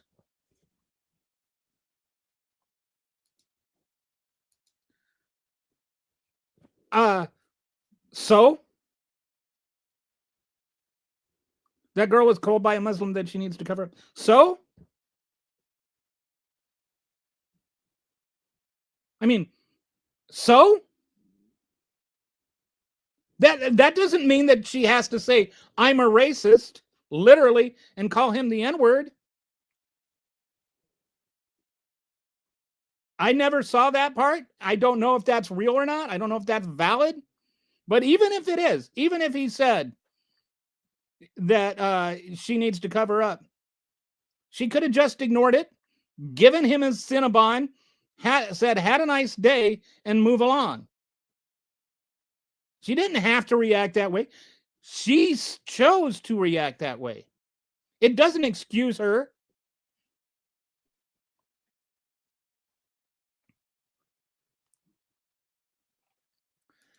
Okay, rich but not laid. All right.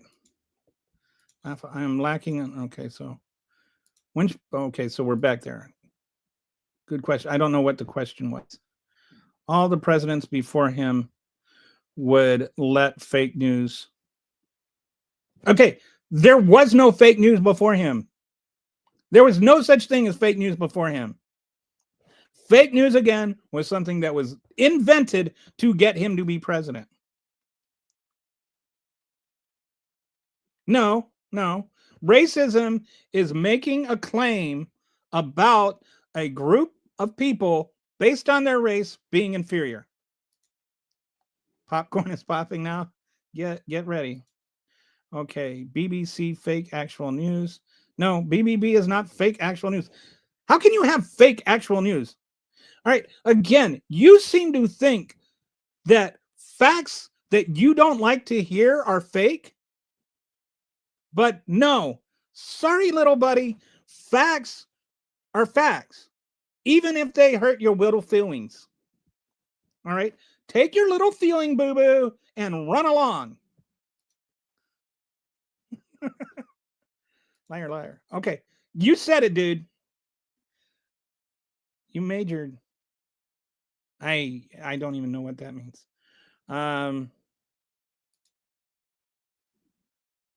No, he didn't. They did not doctor his speech with. They edited out portions of his speech, which of course you're going to do. Do you think that they were going to show the entire 45-minute speech?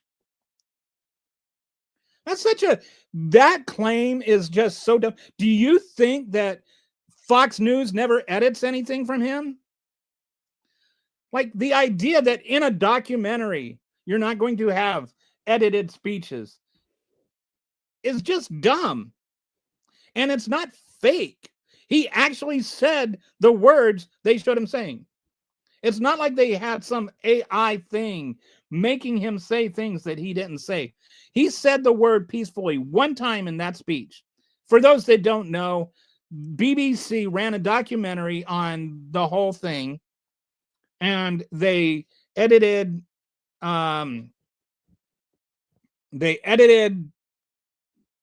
his speech, and somehow he thinks that means that they made it look like he said something he didn't say or whatever, and there was this big stink about it.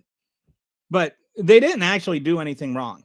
Like they didn't make it look like he was saying something he didn't say. And of course they're going to edit out portions of the speech. They think they're going to show, like, what's the point of it? Do you think they were just going to show the entire 45-minute speech? What country are you talking? I don't know if you're talking to me or somebody else. I'm not lying, and I'm in America. Even a reporter, he will call them out as lies. Yes, he will lie about a reporter. That doesn't mean he's got courage. It means he has either. So, for instance, like he just lit into this reporter that had the audacity to ask him about whether or not he was going to release these videos, like he said, and he's accused the reporter of lying, even though he actually had said before that he was going to release the videos. So he gets angry and yells at reporters and lies to reporters who ask him honest questions. That does not make him like the champion of integrity. It makes him a liar. So what if I talk about Hispanics disappear? This is just a dumb thing.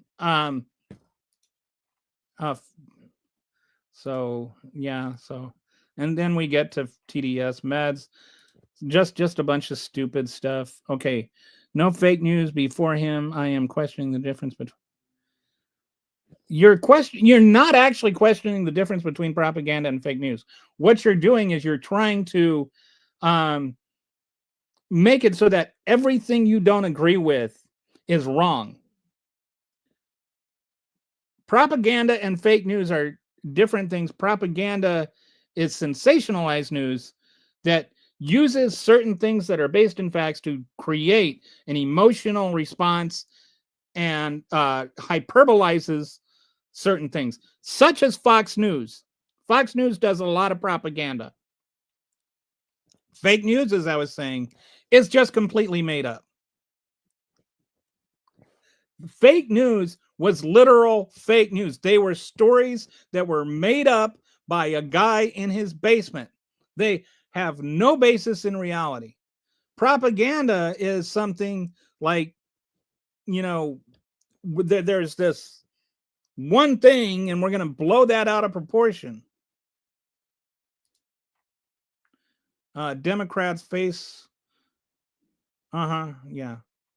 You're the guy on my website getting all angry, or on my podcast. This guy, Oh yeah. As though, MAGAs are just beacons of tolerance. Like they're so patient and understanding and ready to have an honest conversation while they're doing stuff like this. Like, dude, I'm trying to have a conversation with you guys. I'm trying to have an honest conversation, but all I get is stuff like this. Like, do you have anything intelligent to say, or do you just have yells to yell? Or Bubba Stumpstein. I don't even know what that means. I don't know what Bubba Stumpstein means. Is that something to do with Jill Stein? I don't know. Jesus calls us to meet him and serve him by being servants to the poor, the sick, the disenfranchised, and the imprisoned. If you do this, you will be saved and go to heaven.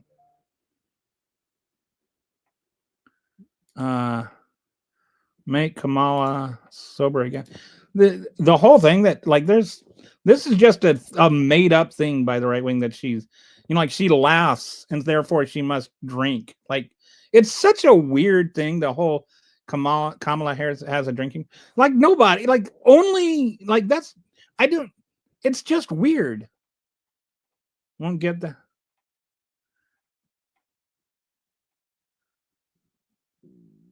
At least I don't. What is that? What are the? I don't speak MAGA. I'm not fluent and crazy. Are you talking about the January 6th investigate? I don't know what Diddy crate means. I don't know what the Frankenstein Diddy crate. That's just like, I can't even keep up with all your insanity. I dropped a dime on 15 illegals. Okay. I somehow doubt that you did, because I'm pretty sure anybody who's here undocumented is just like people that are here that are legally. That I don't think you actually even know 15 people in real life. Like, I think you are probably such an odious person that even your own, like, you bought a cat and it ran away. Like, nobody likes you. You can't even get a pet. Maybe you can get a pet lizard. Like, do you have iguana? Maybe an iguana would be able to tolerate you. Illegal is illegal. Right. So like 38 felonies, for instance. Is illegal when Donald Trump is committing crimes? From Stump, I don't know what you're going on about Stump Stein all about. I've never mentioned Jill Stein at all. Okay. Well, let's just remove this since we're done with what is about legal. Okay. Yeah. What is it about legal you don't understand? Did Donald Trump commit felonies or not? Was he convicted of felonies or not? Is committing a felony legal or not? What is it about illegal that you don't understand?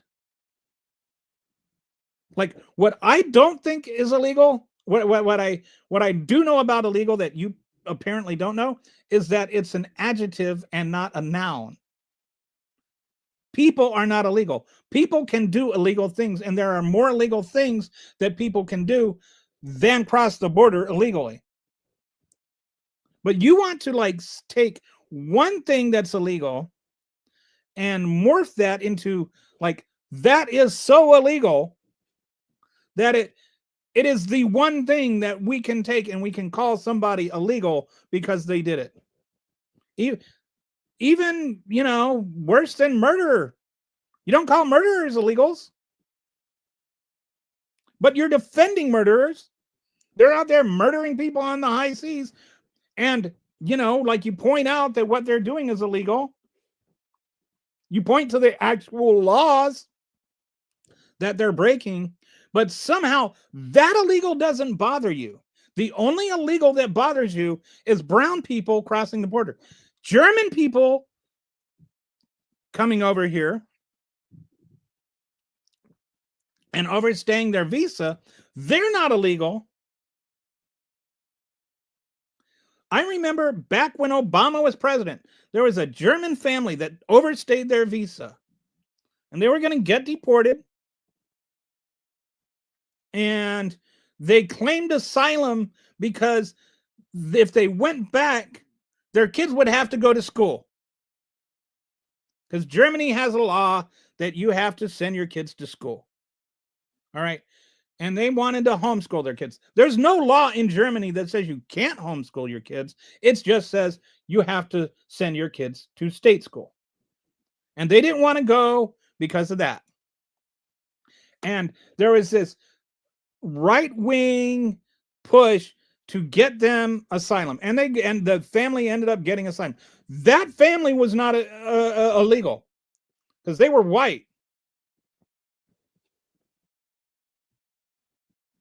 What is it about illegal you don't understand, Paul? Other than the entire context of what the word means and what part of speech it is.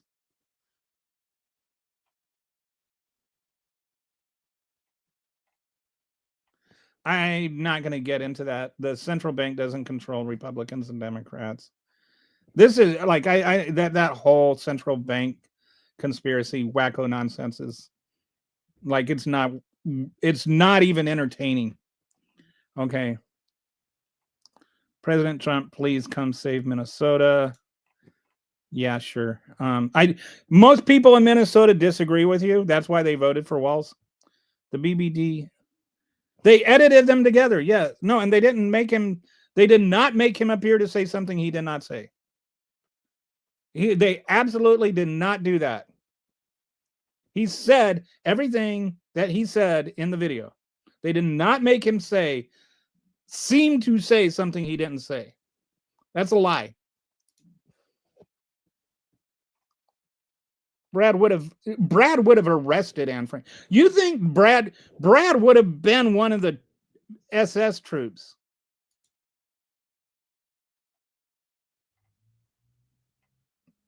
No, they didn't apologize. That is a mischaracterization of what happened. Okay, like the person defending everything that Trump says with this like knee-jerk masturbatory infection is the one that thinks I have TDS. Dude, if you ejaculate when you see Trump, you might be the one with TDS. I don't know what who's Stump? I don't even know who Stump is. Is Stump Trump? What is it about due process and treasonous MAGA? Well, okay. That's a little R-rated for my channel. Sorry. Yeah, I'm not going to read profanity-laced things because I'm monetized and I don't want to get knocked by YouTube. They're stealing our taxpayer. Yes, they're eating rats? I thought they were just eating cats. Don't comprehend. I don't know what that means. Fake news is like when Joe Budden says, no, that's not fake news. It's actually true. The wheel is spinning, but the hamster is long unveiled. MAGA is very unstable, emotional, and irrational. They are. Fun facts, Trump deep fried. That's such a, you're so weird. Like, do you think that you just like throwing random words together own me or something? So based on your opinion, North Korea uses fake. No, I'm saying fake news uses propaganda. I am saying that fake news has a very specific meaning in this context. Fake news was there was a guy that made up news stories and printed them out and had a fake web page that he used them. That is the actual what fake news, that's where the word was coined. That's where it comes from. Propaganda exists. Are you listening? Like, I feel like you're not hearing the words that are coming out of my mouth. They have meaning.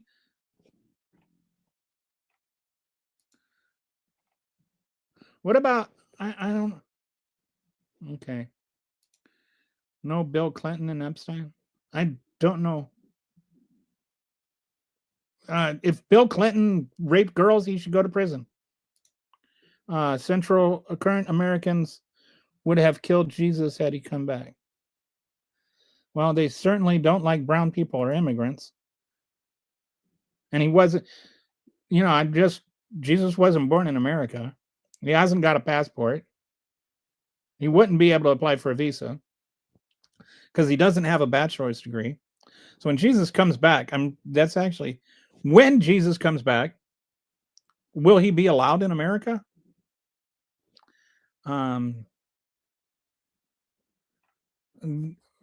Only a drunk fool would. What about the people that didn't vote for her? A damn shame, really. I don't know what that means. I have Biden. Biden actually said, I present to you that's just, I used to smoke weed with Kamala in high school. Okay. They're just racist. Kamala never worked at McDonald's. That was such a weird thing. I worked at McDonald's and I'm a couple of years younger than Kamala. I worked at McDonald's in 1984. Do you think that there's a record of me working at McDonald's in 1984?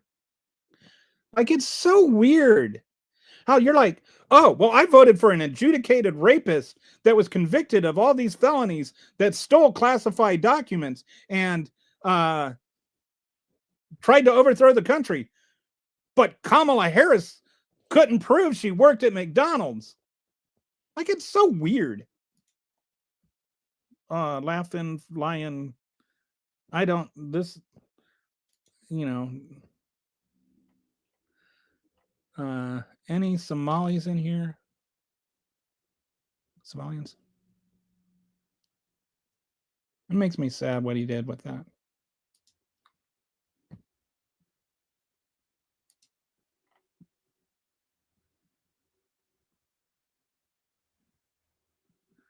Um, looking as anything. No, they weren't actually made up felonies. Like they people act like they that this exact same felony is prosecuted like 1,000 times a year in New York City. They weren't made up. This whole notion that they were made up or unique or something like that. No, it's been like charged and prosecuted like 30,000 times in the last 10 years. I don't know what you think Tim Walz is going to jail for. Stein is a Russian asset. Yeah, they're still not fabricated. These 34 felonies were presented to a grand jury, and then there was a jury trial where 12 people found him guilty of those, and then the judge sentenced him. Well, he didn't end up sentencing him yet, but he was convicted of 34 felonies. They all you're like, or however many it was, he was convicted of them. He is a felon. He was convicted of felonies. The same exact judicial system that puts all the black people in jail that you like to complain about worked for him. Only he got much more benefit of the doubt than most people. And he committed other crimes that weren't fake. He stole government documents. He stole national security documents. He tried to overthrow the country. Those are things that happened. Those aren't liberal talking points or whatever. Those are things that he actually did.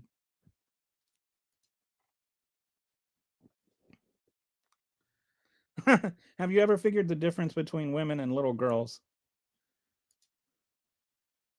Little girls have tits, or little girls don't have their tits yet. As soon as you get tits, you're a woman as far as MAGA is concerned. Like if you're 14 and you got tits early, or 13 or 12 or whatever, I don't know when is early, maybe 12. But once you got boobs, you're a woman. If you're old enough to bleed, you're old enough to breed. That's the MAGA way. A lot of Democrats have felonies. Yeah, I didn't vote for the liberals that have felonies. That's the difference. I'm not like saying that Republicans are the only ones that commit crimes. I'm not the one that pardoned the Democrat that was committing felonies. Donald Trump is. Okay. Trump teabags Democrats. Ooh, that is a mental picture I do not need. The long, saggy old man nuts with tan spray all over him.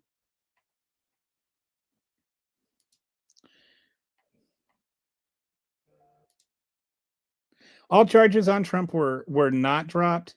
First of all, the convictions are there. Sentencing was delayed. The cases, the cases against him for the national documents and the attempt to overthrow the government can still be had, but not while he's president. So the prosecution was stayed until after he's not president anymore. But regardless of that, it doesn't mean he didn't do those things. Like people are up in here blaming Biden and Harris and Tim Walz of things that they haven't even been charged with. So, but there's like evidence. There's pictures of classified documents sitting on a on a public stage and video of him moving classified documents around after he said he didn't have them in a signed statement. There's like, some of those things he hasn't been convicted of, but that doesn't mean he didn't do them. This guy is a dang whiner. Okay. If Trump is so bad, why did he get reelected? Because stupid people voted for him. I can't account for stupid people. I ask you the same question. Why are you so stupid that you would vote for a man that is so bad? I'm not a boomer. I'm Gen X. Thank you. Yeah, I like my ice melted. Democrats are better immigrants, and migrants are better. I think better than MAGAs. Not illegal drug deals are. Don't know what that means. Yes, they are. I don't know what they are means. Well, I think he's just. He's actually the one pardoning. He pardoned Juan Orlando Hernandez. He pardoned the CEO of Binance, which Hernandez trafficked fentanyl. Trafficked cocaine for the Sinaloa cartel. The CEO of Binance laundered money for the Sinaloa cartel. He is literally actually playing with the bleeping cartels. Like, he actually is playing with the Sinaloa cartel. So, yes, you can't say he's not playing with the cartels. He is. He's literally playing with them. Okay. Russia elected number 47. Some people say that Donald Trump is the worst president in American history, and I disagree with that because I think he's the two worst presidents in American history. Okay. I have a feeling that Lord whatever here wasn't going to vote for Harris regardless of what her speech was. Like, you're literally making up fake arguments. No, I'm not. The guy literally said Hispanics. All right, you don't get to say I am making stuff up literally when I am literally quoting the dude. I am not making up fake arguments. And by the way, how do you make up fake anyway? Fake news is fake arguments.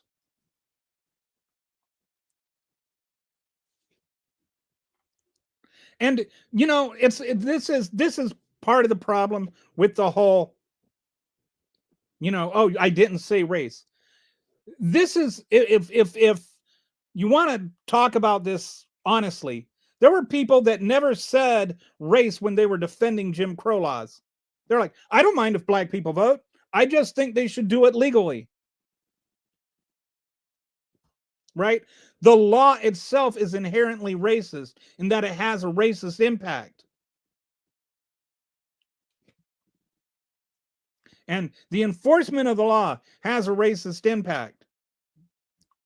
You're talking about, on the one hand, I'm not against, I just think that they should do it the right way.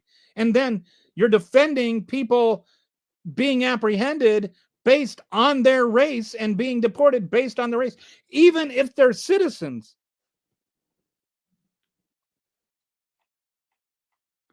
I know a lot of people in Minnesota. I have family in Minnesota. Minnesota is not a big fan of MAGA. I'm just like, if you're in Minnesota, you must be rural Minnesota, or else you're just some MAGA that has leaped on this whole, by Donald Trump's latest thing is to hate on Minnesota and Tim Walz, because Tim Walz pointed out he's weird. The cartels fund made up. No, they were legal.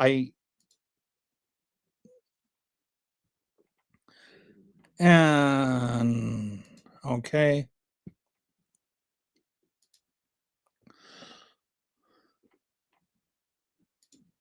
Guy looks like he steals gumballs. I don't even know what that means.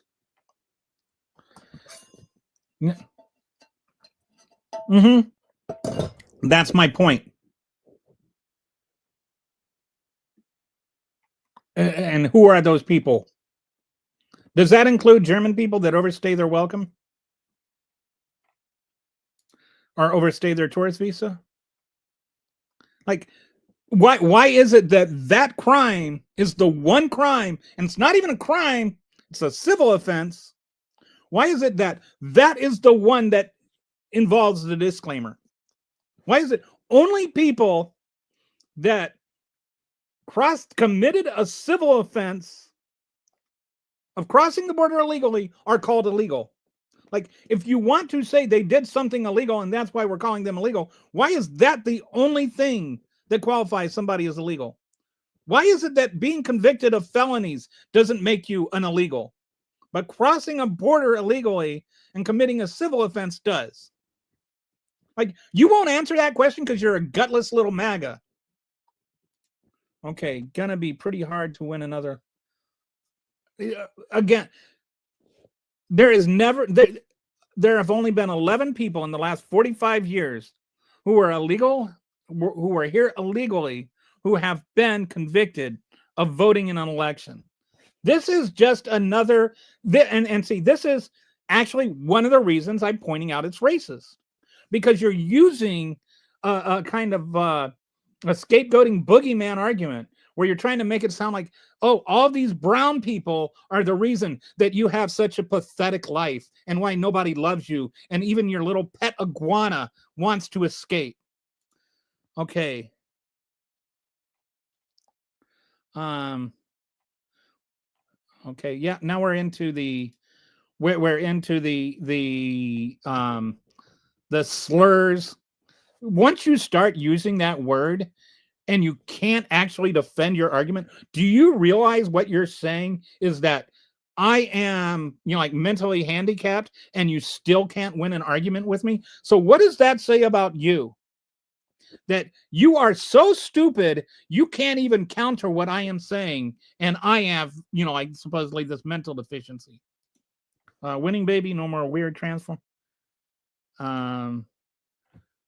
Okay, yes, they did. I don't know what tampon Tim. So the tampon Tim thing. Like, do you guys don't even know what you're talking about? You just like to throw stuff out.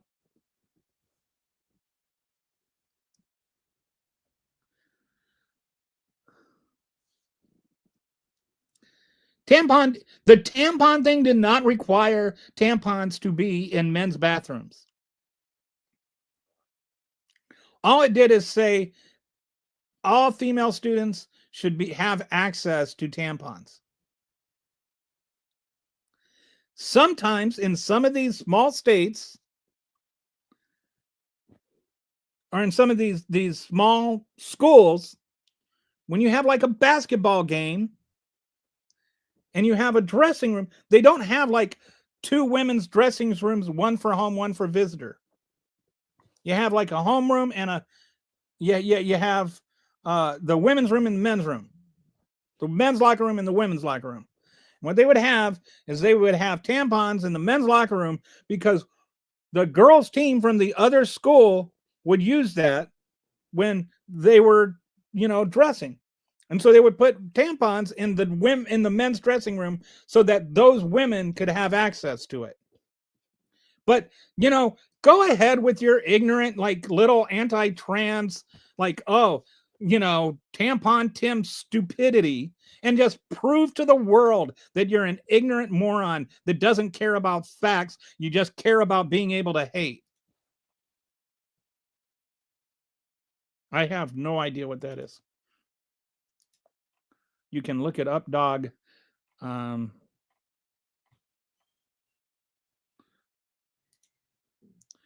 did SCOTUS approve of? I do not know. And this is one of the things, like the guy that I was talking to earlier about,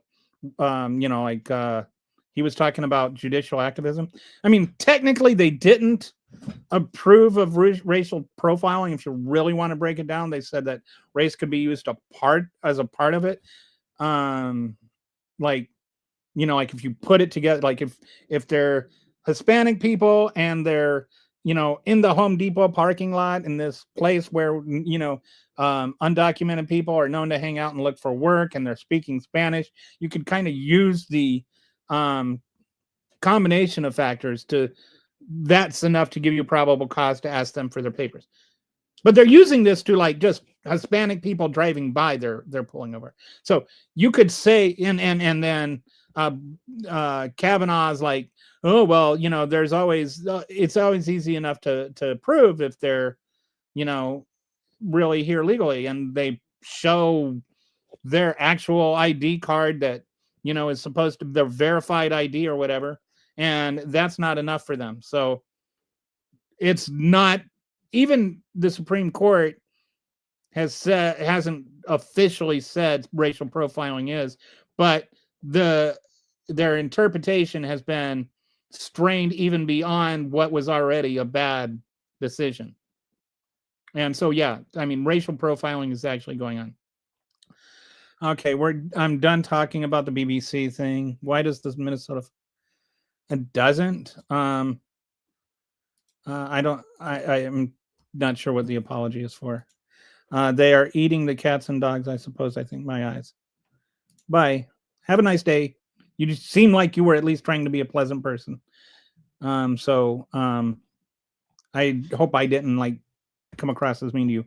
You were asking the question about the racial profiling, so I was just answering it. There are a lot, but you know what?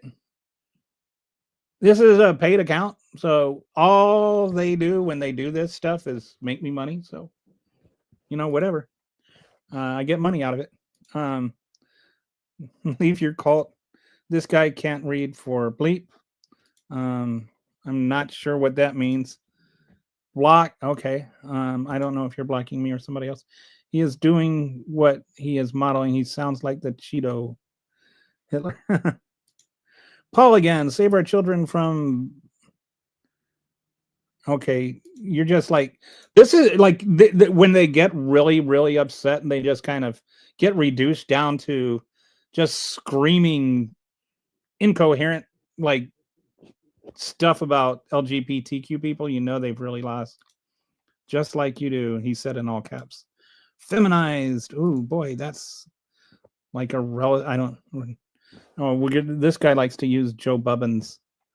Yeah, Joe Biden fell off his bike. I would love to see Donald Trump ride a bike. Like I like your little emoji or your little profile pic.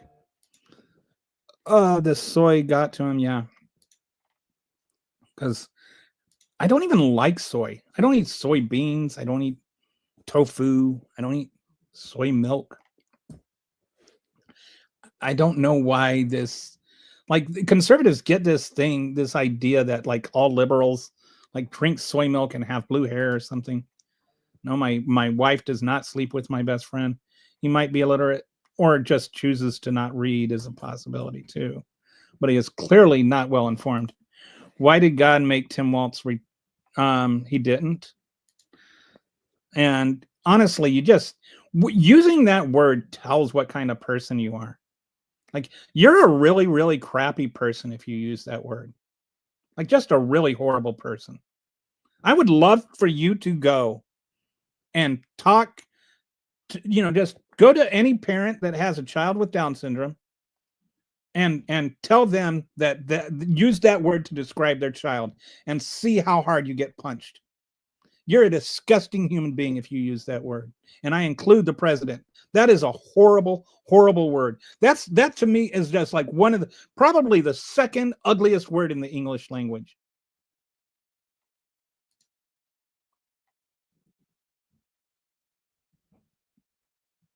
It's just one new talking point from memory or insult. It's what's middle. They do. They just, a lot of this stuff is Middle school is too advanced for them. It's like first grade insults. And if Trump raped girls, uh, if Trump raped girls, he should be in prison too. I mean, to me, like, I don't understand why the Epstein thing is like a choice. I will say this proudly and completely: anybody in the Epstein files that is shown to rape girls should be in prison. I don't care if it's Bill Clinton. I don't care if it's Barack Obama. I don't care if it's Joe Biden. I don't care if it's Donald Trump. I don't care if it's Dr. Seuss. I don't care who it is. Anybody in that is shown to rape little girls belongs in prison. Full stop. End of story. Why is there a debate? Yeah, they are, and should he also be imprisoned? Who? Again, are we talking about anybody that rapes little girls should be in prison? I don't care if Jesus Christ was in the files. I want him in prison for raping kids. Tell me this. Let me just put it this way. Does anybody on here think that if anybody in the Epstein files is shown to have raped little girls, regardless of who it is, that they shouldn't be in prison for it? Like, is there anybody that you're okay with raping little girls? Because if nobody is okay with people raping little girls, or little boys for that matter, then we don't need to talk about, who's okay with it. We don't like illegal. Yeah, and you don't know what you're talking about again. Like, you don't know the difference between illegal immigrants and legal immigrants, and you don't know the difference. Like, do you think that did you know that like 98% of the population of the world can't migrate here legally? And most of them are people of color. Most people of color cannot come here legally. So you talk about legal immigration. You were probably fine with black people voting as long as they did it legally under Jim Crow too. Like, you can hide your racism behind laws that have racist implementation. Do you get that? I don't kiss my brother, but I do kiss my wife with this mouth. He's an old man. I'm 58. Is that? Oh, you're talking about Joe? I don't know who you're talking. Yeah, if Donald Trump can't remember what he said 5 days ago, he has dementia, or he certainly does not have the cognitive ability to continue serving as president, or he's a liar. Which, this is actually funny. Yeah, but you don't know anything about the legal immigration process. I don't have a problem with black people voting as long as they do it legally. Jim Crow. That's what they said during Jim Crow. Do you get that? You get the difference? Everyone with Jesus in their heart is harboring an illegal alien. That's a good line. I'm gay. Hi, gay. I worked in 1991.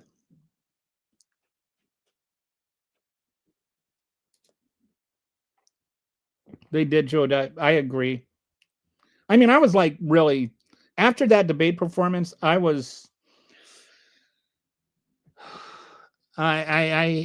to, but I think that I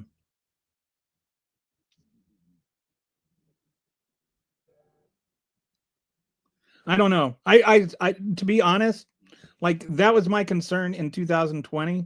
Like, I could see the whole thing coming. Like, if Joe Biden wins, then in 2024, he's going to be in his early 80s and his age is going to become an issue. And so in 2020, I was really worried about Joe Biden winning, which ironically is why I wanted Kamala Harris to win in 2020. None of that is true. I don't know none of what is true. I don't know if you're talking to me or somebody else. I've been sitting here quiet. These people are some of the dumbest chat I have ever run into. Hey, Brett, good to see you. Always nice to have a friendly voice. You're actually, I really like your comments. You talking about Hillary? I don't know what.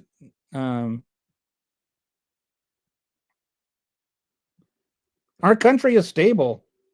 The only one destabilizing our country is Donald Trump. And actually, did you know mass deportations are going to do far, far more damage to the country than you realize?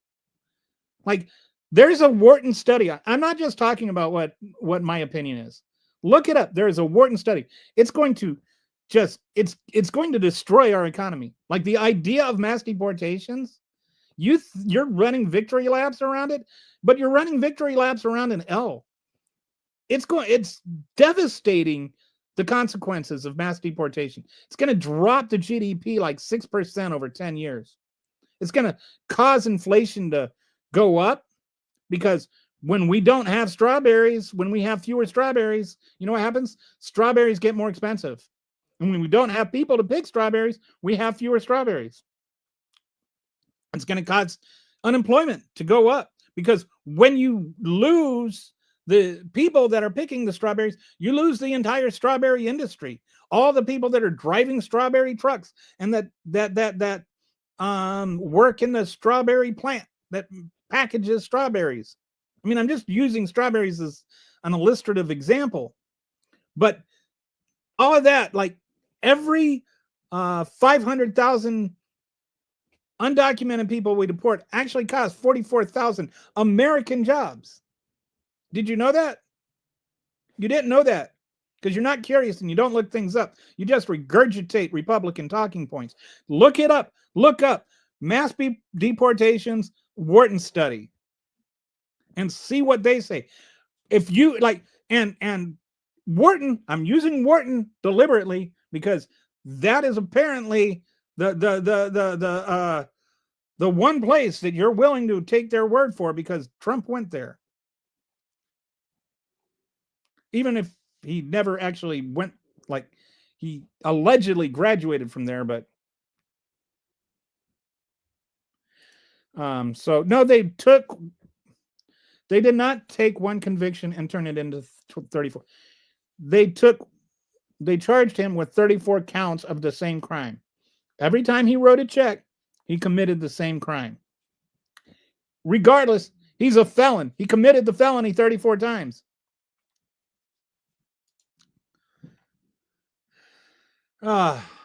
Yeah, then we get the couch fornicator. So charged, prosecuted, and now I don't think the felony is actually up for appeal, and it doesn't matter. He's still convicted. Like, he still did it. Like, you're ready to like deport people that you said are illegal without a trial, without due process. He's had due process. He's been to, like, this actually happened. He actually committed this actual crime. And somehow it's like that doesn't count because the appeals process hasn't been exhausted yet. There's all kinds of people that did it in prison that have appeals out. Yes, right. That's what I'm saying. 34 checks. Each one was a felony. Each one was a conscious crime. And you know, like the thing about this they don't talk about is that they literally had receipts. Like, they drew up the plan on an actual receipt from the bank that had the money transfer on it. Like, you do not get more receipts than a literal, actual, physical receipt that has the plan for the crime written up on it and signed by the people that agreed to commit the crime. I mean, it's like that level of stupid is running our country. He has zero. There were underlying cases that, you know, like, then we're back to the tard word, but no, there were underlying cases. The problem is that you seem to have is that there was no conviction of an underlying crime. The crime he committed was that he did this to hide an underlying crime. There's no need to prove that underlying crime to prove he was trying to hide an underlying crime. And even his own defense lawyer said that. His defense lawyer tried to bring this up to the jury about there no underlying crime. And the judge said, that's not how it works. You know that. And the defense lawyer said, you're right, and then dropped it. Like, you don't have to prove the underlying crime. Don't believe all the Fox News legal analysts that have told you otherwise. You don't need to prove the underlying. You don't need to be convicted of an underlying crime. You just need to prove they were trying to hide one. That the motivation was to hide one.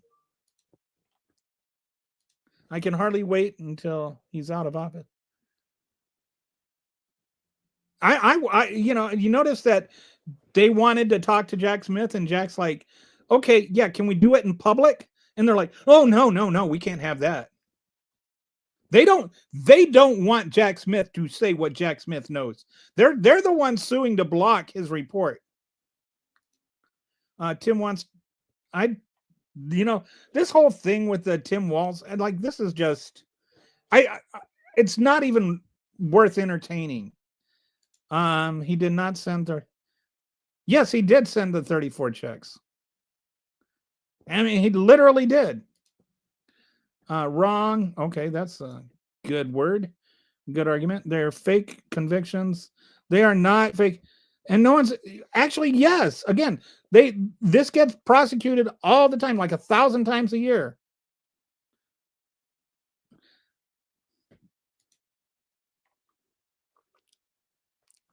And he's also, I don't know what what is a chomo? I don't know. All right, who's he?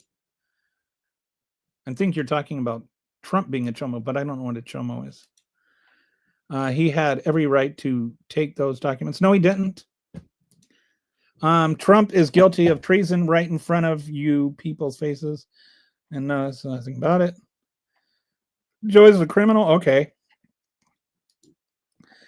Like, let's just say, for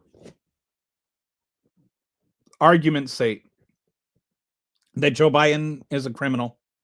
Joe Biden has not been accused of any crimes. He has not been charged with any crimes. There hasn't been a grand jury that has said he's committed any crimes. He hasn't had a trial for those crimes, and he hasn't had a jury say, yes, he did those crimes. So, based on what am I supposed to say Joe Biden is the criminal and Trump isn't?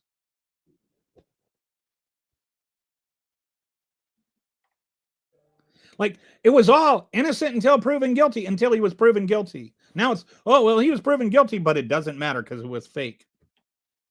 Okay.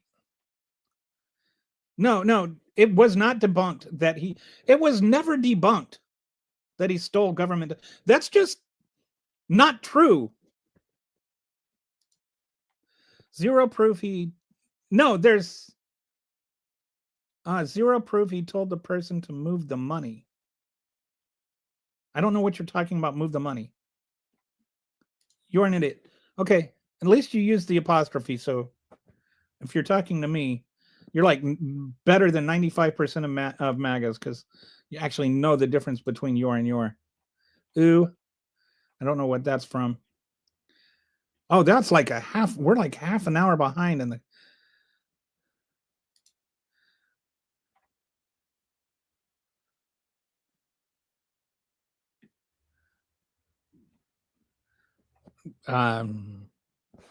Okay. If you don't want people voting Trump, you clowns shouldn't have shoehorned in. Who do you think shoehorned in Kamala? What do you mean by you people?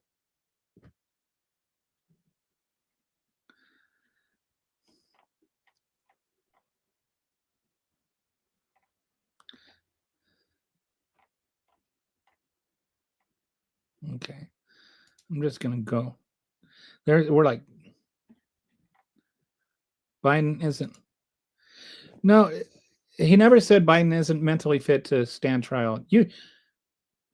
People need to read and understand what they're reading. What he said is that if he stood trial someday, for the charges when she couldn't even prove.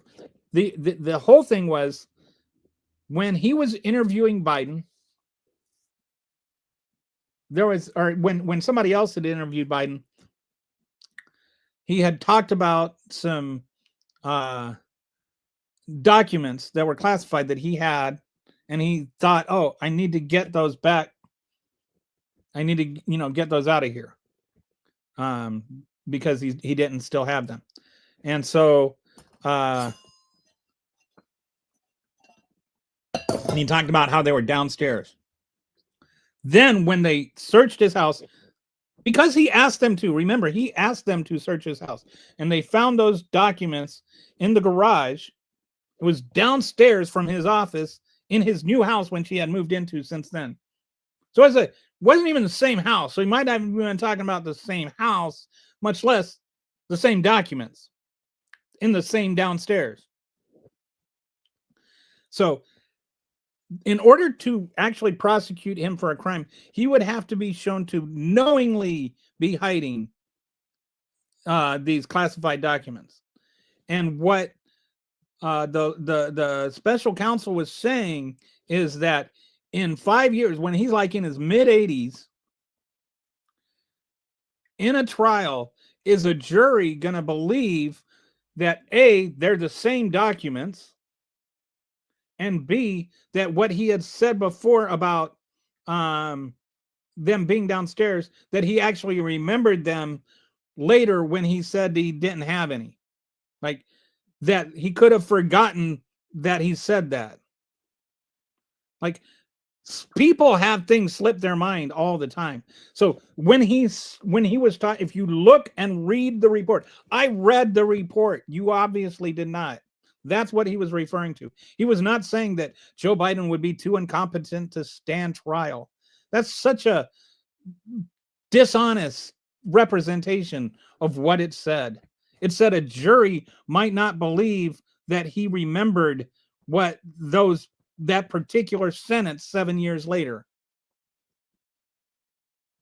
Which is a fair thing to say, right? Like, do you remember every sentence you said 7 years ago? And he's got to prove beyond a reasonable doubt that that's what he meant.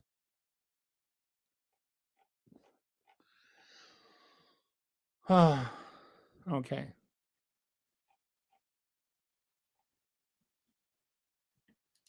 I don't know what the propaganda newspaper. What's a woman? Okay, so we're back to what's a woman, you people equals non-racist, non-sexist Democrat.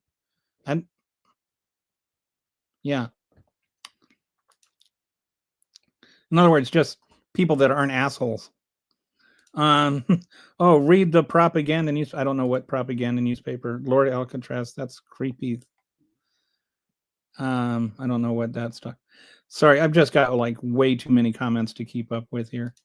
Tom, we're laughing stock now because of Trump. The whole world sees it. Hey, you want to hear a pun? Here's a pun for you since we're on the pun show. What do you get when you boil a funny bone? A laughing stock. Okay. Get it? Laughing stock. You do realize that there are more than two genders, right? There are. I mean, and they're like, oh, it's all scientific. Science, biology says there are only two genders. No, that's not actually what biology says. Like MAGAs are really good at digging into a position of ignorance and then claiming that they're the ones that are informed because they are so dug into their ignorance.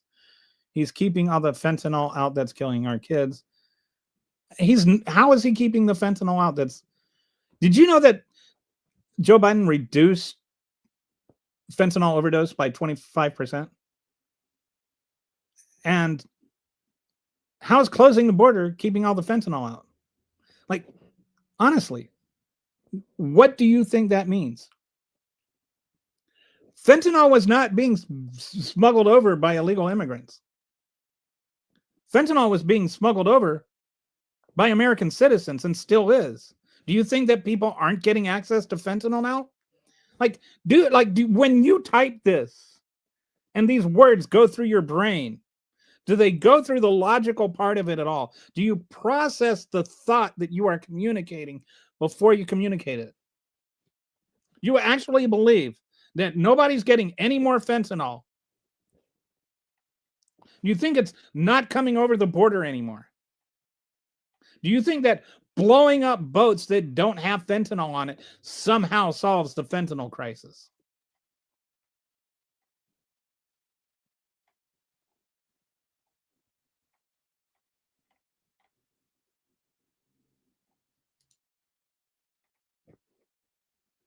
You need to go buy some. He does.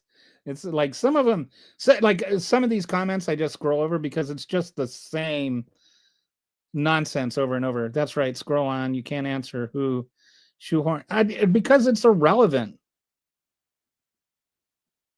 The entire process is completely irrelevant. Joe Biden stepped down, right? Joe Biden resigned. There was not time to have a primary. So the delegates that had been pledged to Biden said that they would vote for Harris. It's that simple. There's not like some giant conspiracy behind it. It was the most reasonable thing since she was the vice president. She didn't even have time to put together a presidential campaign, much less to like suddenly have a primary. Like this whole thing, why wasn't there a primary? It's just dumb because there is no feasible way to have a primary. It is. It's like chromosomes exist, people. Okay.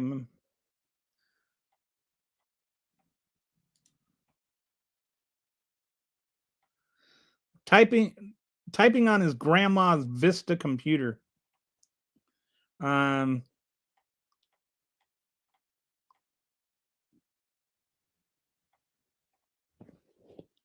So we're just getting in now we're just in a full-blown caps lock insults. I love how these people can't even come. Yeah, right. Like I would love to like come up, like put on the screen an original insult, but they don't know how to think originally. It's like they just use the same stupid things, or they'll like take something that applies to MAGAs and then try to make it look like it applies to liberals. And it's like it's just like a cell phone, because it's like, oh, that's what a liberal told you, and then you looked it up and now you're trying to flip it around. Like one of the biggest MAGA things is like the I know you are, but what am I? Or I'm made of rubber, you're made of glue. Like this is like when I say this is the guy that said that they're like middle school, this is what I mean. It's actually like first, second grade. Because everything comes down to either using an R word or some kind of slur. I'm made of rubber, you're made of glue, or I know you are, but what am I? Okay. Paul, take your MAGA meds. You're typing in caps again. Or just, yeah, the typing and just the general demented screaming. Debating MAGA was never easy for obvious reasons, but it's getting harder. The ones still be.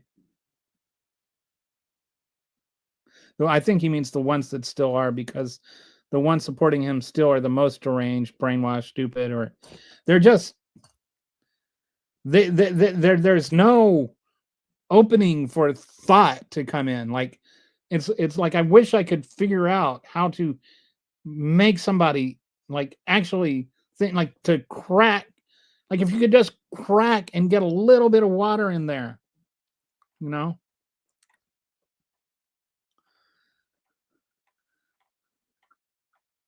So yeah, I'm just scrolling past Paul's yelling. He's just full on caps lock shrieking now. I bet this is how you treat your wife, isn't it? Like when she's right and you're wrong. Or if you have one. I guess a Democrat having. No, that's why he asked them to come, and he didn't know he had them. He asked the FBI to come and, look for them at his house. They found them. He gave them back. He did not refuse court orders and sign papers saying that he had given them back when he was willfully hiding them. The idea that what Joe Biden did is in somehow on any level the same thing as what Donald Trump is just ignorant. It's like you either don't know the facts behind the Biden thing or you don't know the facts behind the Trump thing. So when I say it's either ignorant or it's dishonest. Either you don't know that they are completely different, incomparable things, and you honestly don't know it, or you do know it and you're saying it anyway. So you're either ignorant or you're a liar. And I'm giving you the benefit of the doubt of thinking you're ignorant. So I'm saying, please look up the difference. Go on Grok or whatever your favorite AI is and ask, is there a difference between the classified documents Trump had and the classified documents that Biden had and how they responded? Like, go and look it up, like actually read, because nothing I say is going to change your mind. And I'm just wondering, is your mind open to the possibility that they are different and that what I'm saying is true? Do you care about reality at all? Democrats took our money. No, they didn't. That's just a weird thing. Like, sometimes you guys just go into weird nonsense stuff. Democrats took our money. Like, what does that even mean? You know who took all your money? You know, Donald Trump's tariffs literally take your money. The tariffs are a regressive tax.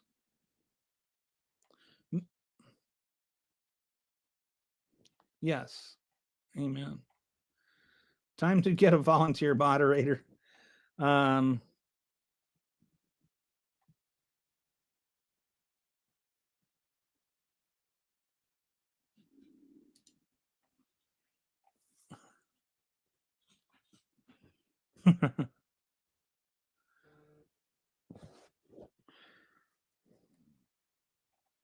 So, do we have anything? No, that.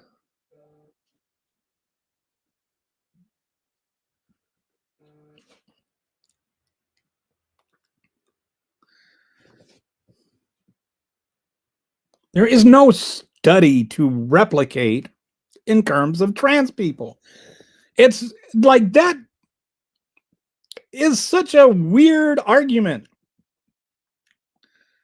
There's no study that they did. It's biology, dude. It's how chromosomes work. Okay. Pardoning a drug smuggler is, yeah.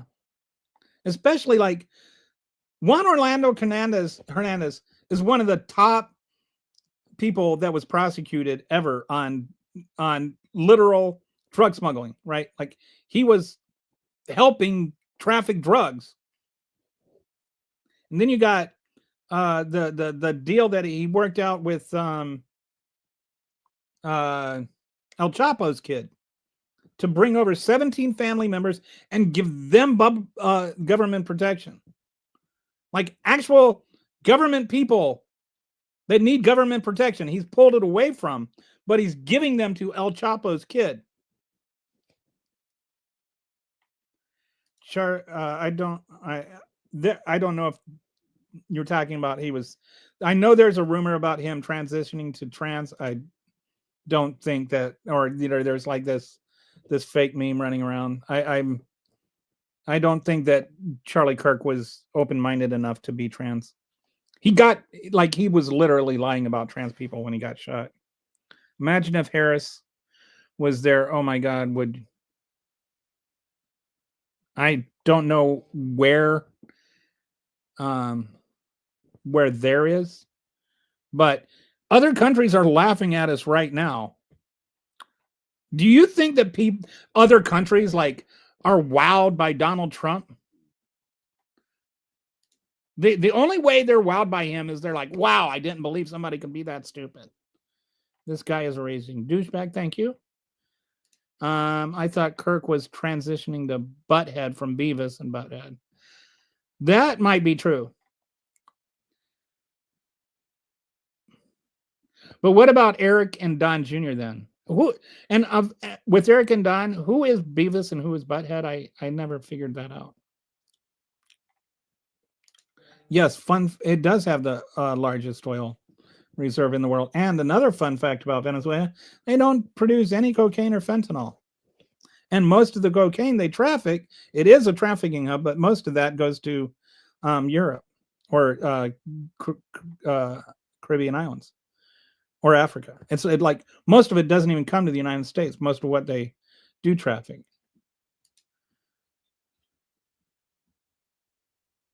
That's not true.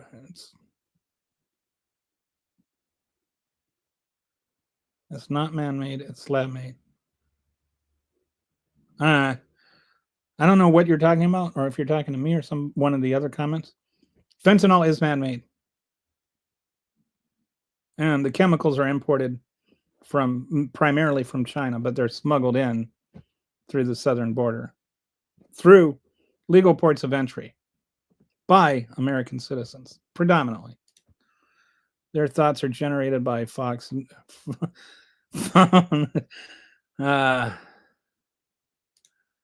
Okay. They do have fentanyl. Okay. You must know things that Border Patrol doesn't. No, because I'm watching something stupid. That's on you. How's anybody ever? I don't know. Why are you here then? The slackers will take up the slack. They should be in jail. Okay. Okay.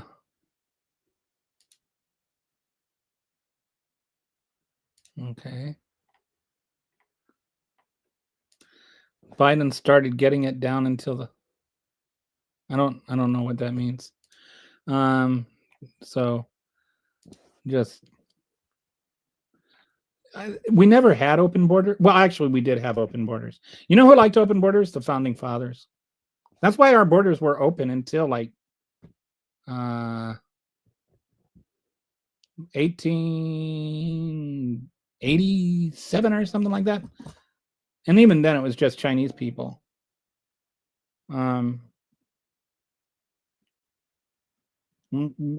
We had open borders, but we haven't had open borders under Biden. We had a border patrol. We had ICE agents. We had people being deported. Like this idea that there were open borders is just a fake talking point that Republicans like to use. That Donald Trump that Trump made up the phrase and then MAGAs just repeat it because it's easier than learning. They are the ones. No, but they're not. According to the Border Patrol, according to DEA, like there's nobody that actually says what you're saying that knows what they're talking about. Okay.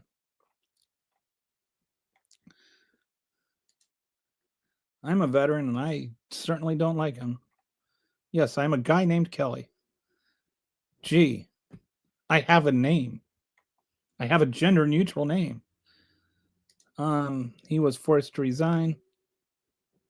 Yeah, I think you're talking about Biden. He didn't actually resign. He just withdrew from the 2024 election. Stop listening to CNN. I don't know what CNN fake news has to do with anything. Resign. Yeah. There was not time to have a primary. There was barely, she didn't even really have time to put together a campaign.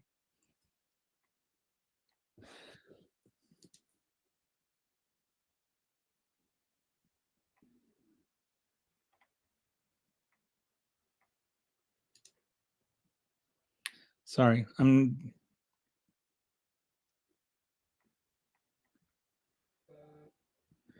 Okay. You can just like make these declarations as though they are based in anything other than your very hollow, empty-headed opinion, but that does not make them true. Like there's no facts you have to back any of this up. You're just saying things belligerently.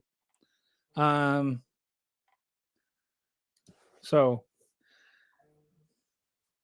I should probably read these because some people download the podcast. And paste in the same trash that he does on the other live streams. They're actually in the same order. Another Somalian MAGA account. Oh, wow. So this guy just pastes the same thing in different life podcasts. Yeah, Paul is very, very angry and very, very not well read. Okay. Did you not know that's how our elections work? That's how. I don't know what you're talking about. Uh, it's funny if you listen to Democrats. They say, well, in the amount of so it's funny because if you listen to the Democrats, they said she ran a perfect election. How is that possible if you're saying that she didn't have time to run an election? I think that you are taking a few people's review and not the entire thing, and she didn't have enough time to put together an entire campaign. I mean, like this is just like taking some unspecified random person's opinion about one thing does not disprove like the space-time continuum. You're welcome.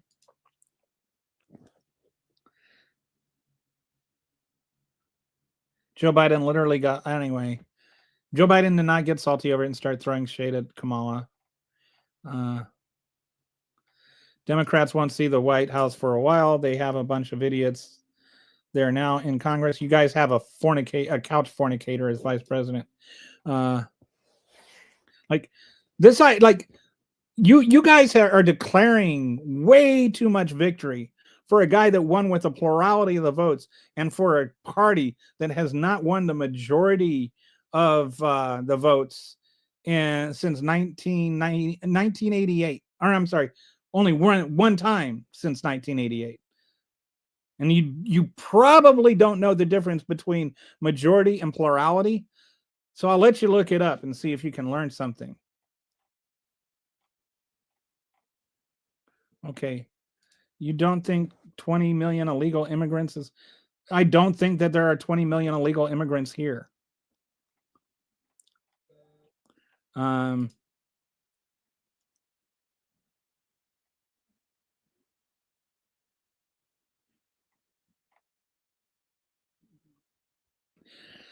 all right. I'm not going to comment on that one. We just for if you're listening to this this one person is very very engaged in denying the existence of trans people. Um and there's like a internal comment we're waging where he's getting his butt kicked and not very happy about it. Okay, he has a pet computer. I don't know who has a pet computer. Does JD Vance have a pet computer?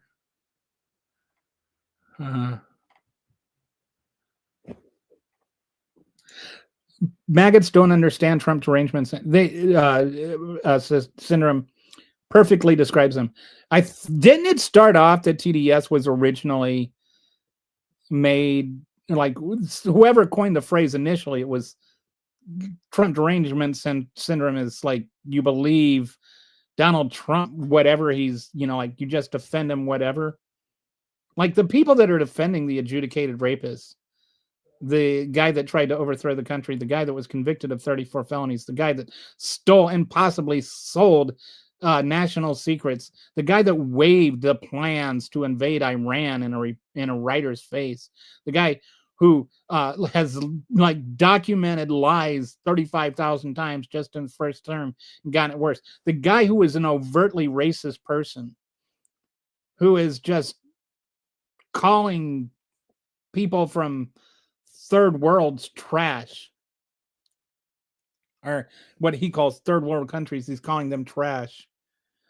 The guy that is like telling Europe that immigrants are going to destroy Europe. The guy that says immigrants are poisoning the blood of our country. The guy that quotes Hitler. Like him, you will defend at all costs. And anybody who disagrees with him has some sort of mental disease.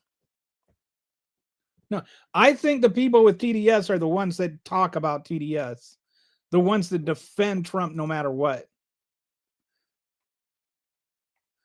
Okay, so yeah. I always got to go after my wife's fidelity. I don't know why that is.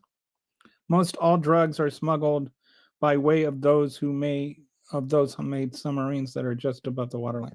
This is not true. This is another made up thing. This is just not true.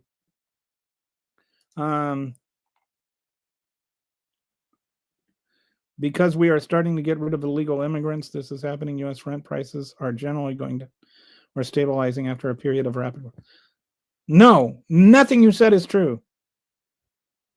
Like, rent prices are going up. And I mean, why do you people insist on just like making up and regurgitating lies? FDR's wife ran the country for the last 2 years. Okay. Really, he didn't know you. Okay. He didn't know you. I don't know who didn't know me.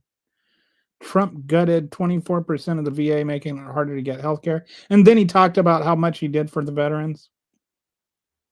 Donald Trump is a crook. If you're still supporting him, then you are a fool. If you ever supported him, you're a fool. But if you still support him, you've just like quadrupled down on being a fool.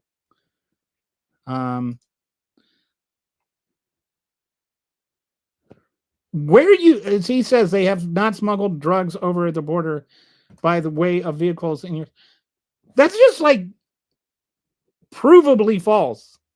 Like, where you get this information, I have no idea, but it is not anywhere near anything anybody who has ever said anything that is based in reality has said. Inflation is going up. It is. That's a documented fact. If MAGA are fascists, what do you plan to do with them? Well, I hope to beat them. And MAGA is fascism. Like, the whole thing. I've got entire shows, and I've had this conversation so many times. But yes, MAGAs are fascists. Or MAGAs are fascists. Donald Trump is a fascist. If you support fascism, you're a fascist. What do I plan to do with them? I hope to defeat them through fair, honest, democratic elections.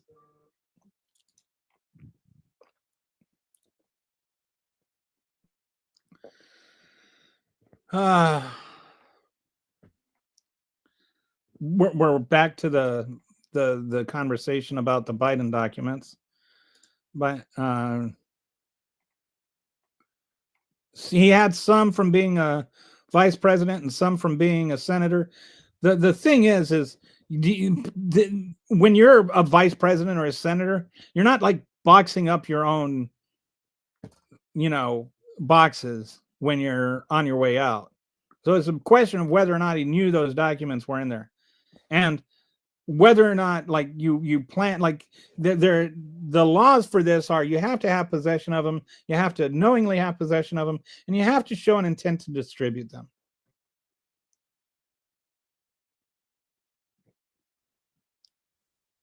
Or anyway.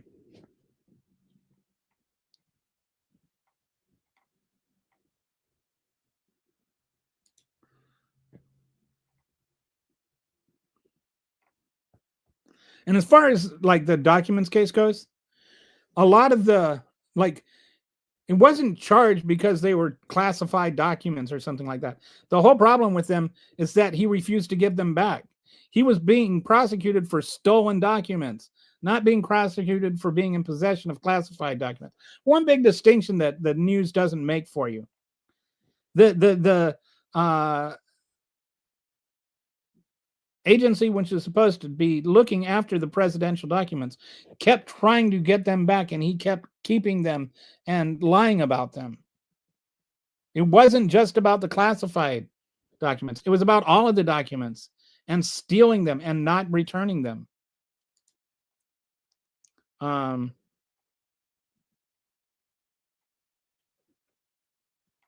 Right. And like, what does it matter if people are trans? Vast majority of trans people don't do harm to anybody.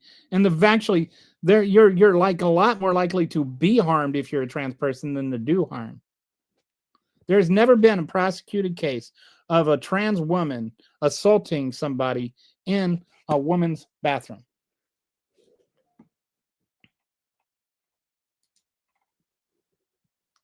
And if like there's people that will, like, there was a girl that was getting bullied who like fought back against her bully, or there was like a trans person that uh was convicted of assaulting somebody in a bathroom in her house.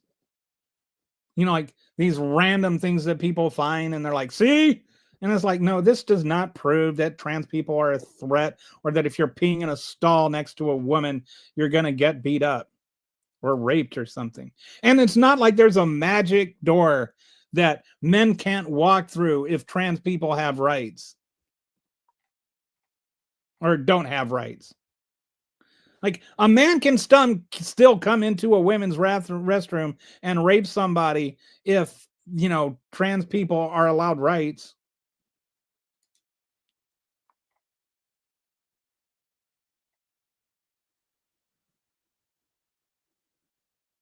Yeah, this is just crazy. No, Donald Trump is not going on Mount Rushmore.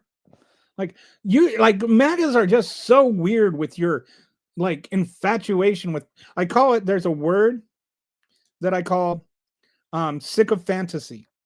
And it's a combination of sycophant and fantasy.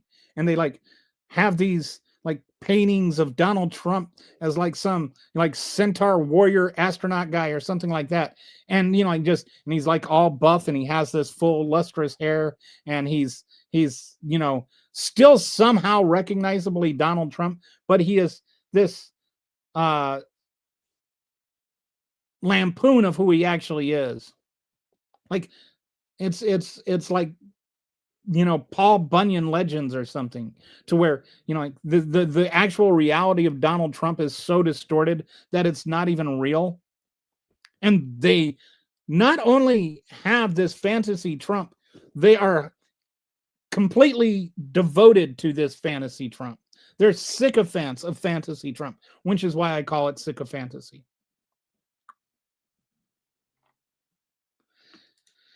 And then gasoline also came back down, and there's all kinds of reasons for the reasons it went up, and none of them have to do with Joe Biden. And there's reasons it was low, and none of them have to do with Joe Biden. It has much more to do with the international price of oil. And the international price of oil was down because of COVID and because anyway.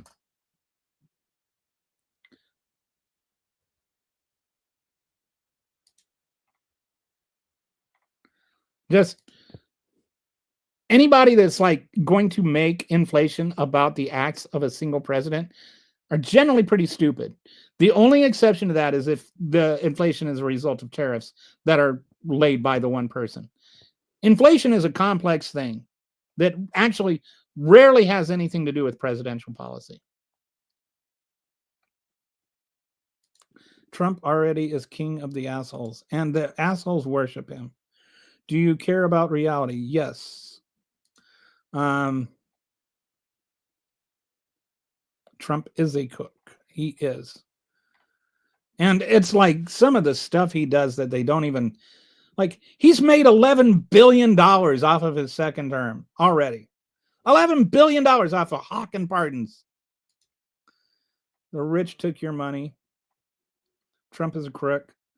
Biden had we're back to the Biden documents discussion. Okay, I don't know what that means. I'm a Democrat regurgitating fool. A garbage Democrat regurgitating fool, apparently. Veterans do not want a social experiment in their foxholes. Are you a veteran? I'm just curious. Because as far as I'm concerned, I don't think, like when I was a veteran, I told my story earlier, I didn't really care if people were gay or straight. I don't think I would care if people were transgender or not, and they're not social experiments. Trans people have been around through like every civilization and history. And they're not experiments, they're just people. Tariffs are aid by the 99%. Yes, I see what you're saying. Yeah, and I mean, like tariffs, they're not just a tax; they're a regressive tax, and I don't think that, like, this is one thing that I think Hillary or that Kamala should have emphasized more. Like she talked in the debates about how Donald Trump wants a tax. I think she should have emphasized tariffs are a tax on the poor. He wants to replace progressive taxes with regressive taxes. He wants, like, she should have hammered that more. That's one of the things that I think that she did not do well in her campaign. She didn't make enough of a point about how bad tariffs were, because like the number one thing that was Googled after he won was like people finding out, wait, tariffs are that bad. uh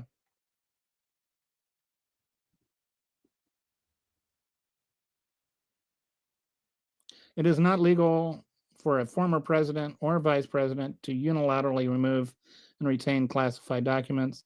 This is true. Um, but I think that there's a difference between like unknowingly and knowingly having them removed.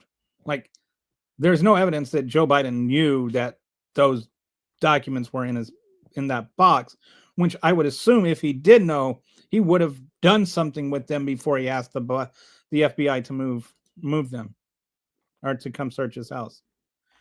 Uh,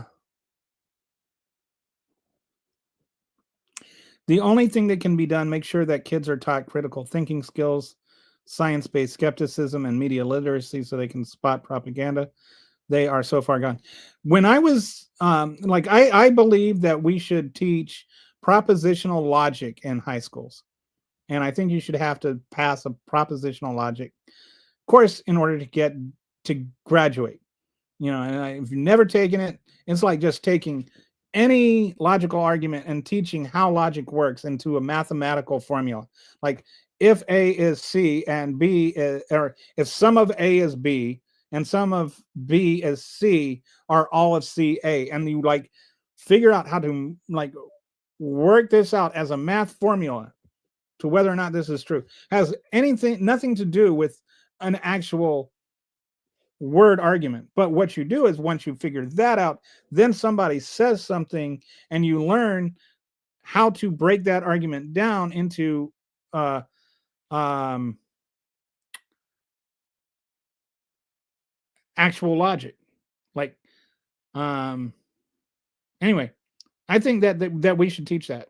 I think that if people really actually knew how to think and not what to think, we would be better as a society. uh I don't. I know that Jared. He says no. Biden's kid took the money. I don't know what money Biden's kid took. Remember the cokehead Hunter?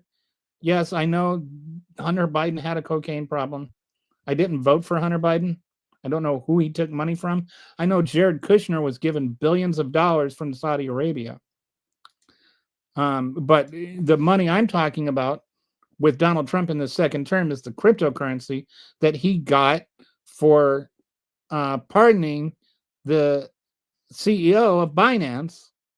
And then they wrote his currency for him, and he's got $11 billion in cryptocurrency as a result, as a direct result of selling a pardon. I don't know what that has to do with Hunter Biden. And let's talk about Schubert. And like, I don't know why we have to talk. Here's the problem with the whole butt Democrats thing is you can, if why? Let's say that both Schumer and Nancy Pelosi are crooked. And does that mean it's okay for Donald Trump to be crooked? Or does that mean it's okay? Like, is it okay for both of them to be crooked, or is it okay for neither of them to be crooked? If your issue in you're trying to bring this up is that there's not logical consistency, what is the consistency you're looking for? Would you like them both to be crooked, or does it not matter that either one is crooked?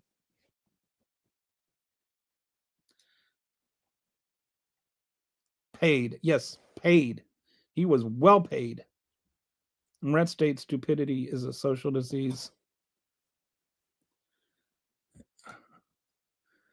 Interesting. Weren't you the guy that was talking about how we're only smuggling drugs over the water. Were you being sarcastic with that? So are you saying trans people do not exist? No, I'm saying trans people absolutely exist, unless you're asking somebody else. They're spending your social security to pay people to lie to you. I don't know what that means. The current U.S. inflation rate is yes, and that's higher than it was when Donald Trump took office, and that's also from September. And there's a lot of evidence to suggest it has gone up since then. But because Donald Trump wouldn't allow these things to be tracked during the shutdown, we're not going to know what it is for a while. And the reason we're not going to know what it is for a while is he doesn't want you to know what it is for a while. So he can keep having you believe that it's not fake. But I've been to the grocery store. I buy groceries. I know when my grocery prices are going up.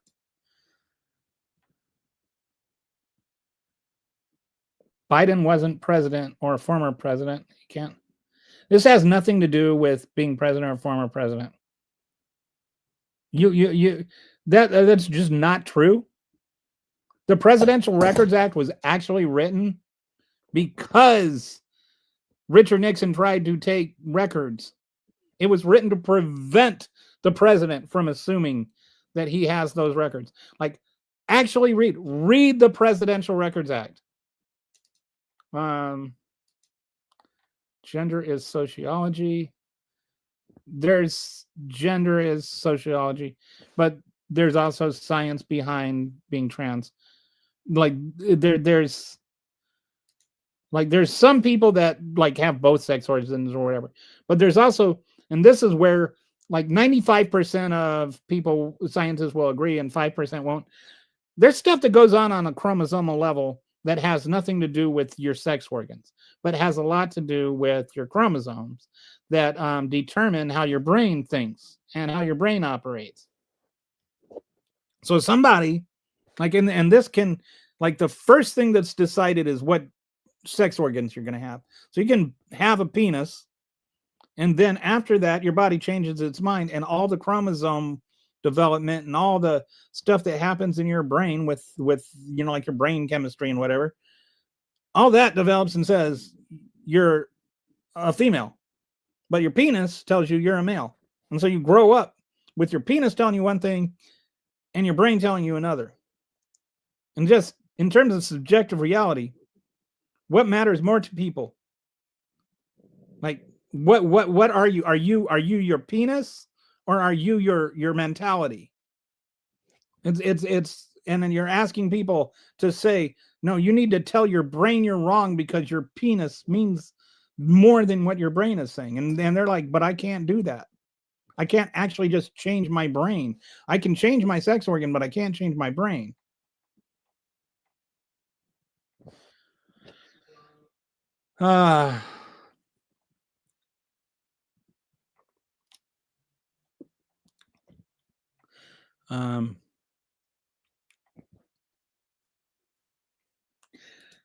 So you're listing all these things as though just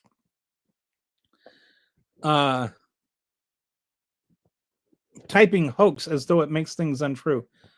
There was a January 6th insurrection. I don't know about the koi fish. I don't know what that was. Trump did mock a disabled person. I mean, like,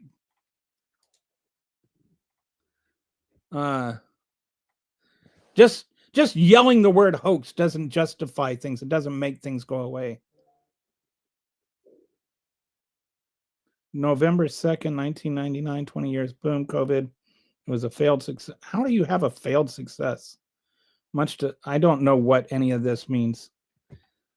Some stuff I like when I say I don't know what this means. Like, it's just really random and weird, and I have no idea what you're talking. Like, I don't know what right-wing nutjob conspiracy theory you're quoting there. I think your mother has been child abuse in YouTube long. Your something. I'm blanked up in the head. God bless your mother. All right, my mother is dead. She died in a fire. Thanks for bringing that up. The matter is, you tried to push your beliefs on the kids and group white men out. I have no idea what that means. Um, okay.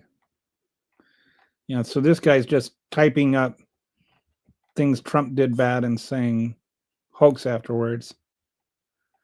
And love how misogyn. Anyway, oh, why do you suppose God tried to make all these transgenders? I don't remember them.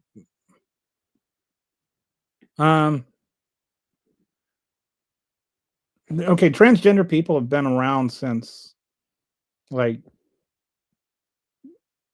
civilization. And there are some civilizations where transgender people were actually honored, where they were like the priests and priestesses. Um, I think that if God made them, then he made them from the beginning of humanity. If you don't remember them being around when you were younger, it's because like for it left-handed people existed for millennia, but we were told left-handed people were evil, so they learned to live right-handed, and they just operated as right-handed people.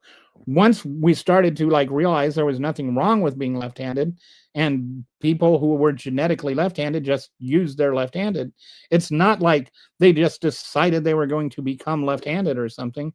It's society changed and left-handed became acceptable, and so there were more left-handed people. And if you look at statistics comparing the emergence of left-handed people and the emergence of trans people and the emergence of gay people as we normalize being gay, it's all the same. The same trend and pretty much the same pace. It's not like people just became gay because we said it was okay to be gay, or became left-handed because we said it was okay to be left-handed. They just stopped hiding it. You watch only. Okay, I don't know what that means. I actually don't even watch a lot of news. I mostly do my research through reading, which is something apparently maggots don't like to do. I watch clips on Fox where people just say things that aren't true. I agree that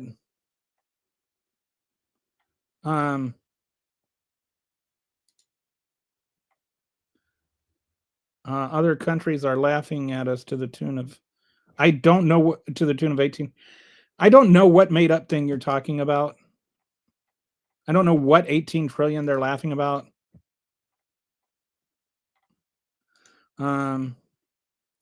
Recently, yeah, I talked about this yesterday. I don't want to talk about it again. There were people that defrauded the government. And there were some people that were Somali involved in it. That does not mean all Somalian people are bad. And most of the individuals charged weren't actually Somalian. Some of the people that were involved were Somalian. Okay, so you're just going to keep. Okay, so Paul's just still type. Dude, do you know where your cap locks key is? You're like the guy that's always shouting in the room and everybody's asking you to quiet down. It doesn't matter I don't know why we're just jumping back into the fishing boat conversation. Again, if they were drug boats or fishing boats doesn't matter. Murdering them either way is illegal. So are you just gonna keep typing that? All right, boy, you're just really you just control V and all right, we're just gonna get rid of this guy because we're gonna put him in a timeout first and see if that works. Yeah, we have they have trace minerals, and this is something I think that we talk a lot about the oil, but I think the trace minerals are there too. And just with Trump's fascination on trace minerals and crypto and AI, and it just seems to be this thing that he's really focused on, that I wouldn't be surprised if it was more about that. I can't speak for everyone else that doesn't agree with you is here. I'm here because I don't like arguing in an echo chamber. There's no point in that. Okay. But do you like, does it matter if you're arguing in an echo chamber if you're not willing to actually listen? Like you're not engaging on a logical level. You're not engaging. You're not taking things and saying, "Okay, I understand you're saying this," and then responding to the talk to the thing I to the point I made. You're just saying stuff. So whether you're in an echo chamber or not doesn't matter if you're not listening. If you're, you might as well be in an echo chamber if you're not listening. Echo chambers, it's not about whether or not you're saying anything, it's whether or not you're hearing anything. You're not open to new information and getting new information.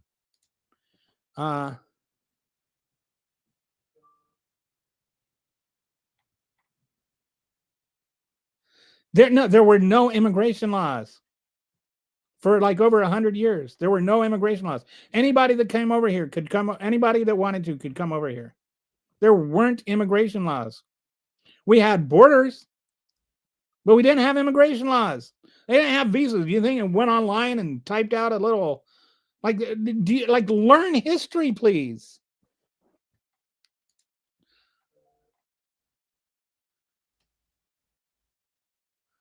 Obama deported more people than Trump, which is true. 10 million people. You realize that 4 million people also were returned. And 10 million, like, actually learn reality, please. People came over here and requested asylum. Some of them were granted asylum hearings. Other people, there were anyway. Like, I can't have conversations with people that don't accept reality as a starting point.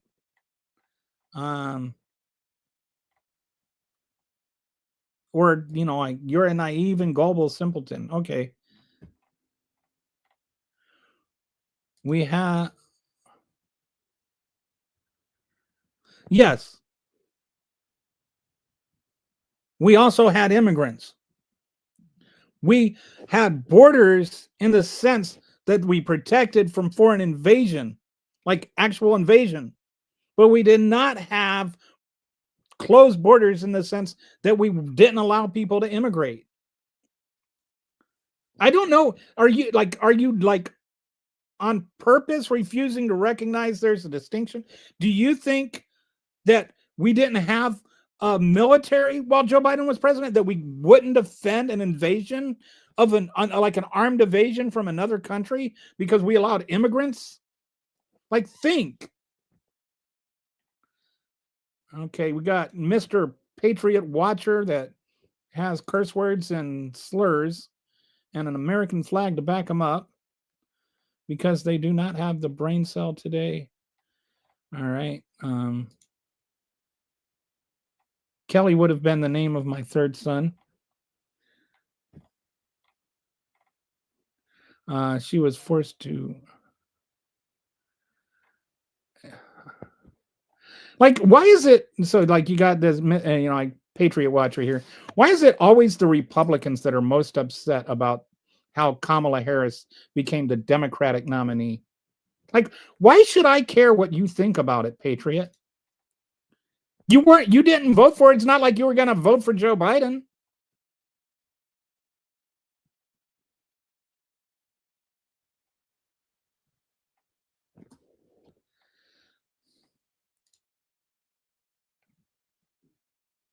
Yes, because she was trying to. No, not true. She waited like a month to do an interview, and then when people heard her speak, her poll numbers went down. Neither of those things is true. I mean, she was trying to actually put together a campaign before she gave an interview. She wanted to actually figure out what her policy was. Do you realize, like, becoming president means like actually having a platform? She wasn't planning on it. She didn't have a platform ready. She was actually trying to rush and put together a platform in 30 days. And then people were like, why isn't she giving an interview? Well, she wanted to have her platform first. She wanted to be able to answer questions that she was going to be asked.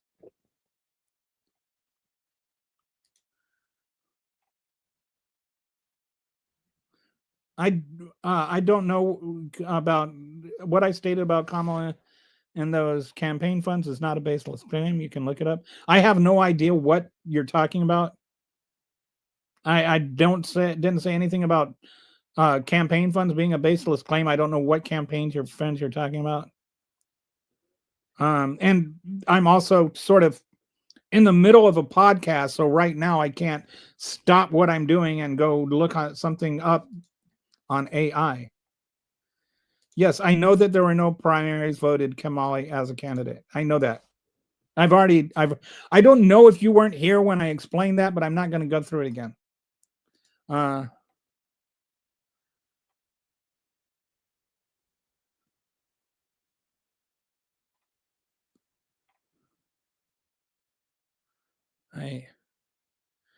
only have the knowledge acquired by following both sides of. So this is a negative thing. Like I only have the knowledge acquired by like actually looking at both sides and considering things. Okay. Maga. All right. So we're 3.5 hours in, and I have to pee. I mean, like people need to understand this. There's this notion that Kamala Harris, the whole thing, like I've never heard anybody actually give a reasonable explanation of what an alternative might have been. She was put in a position and she did what she could.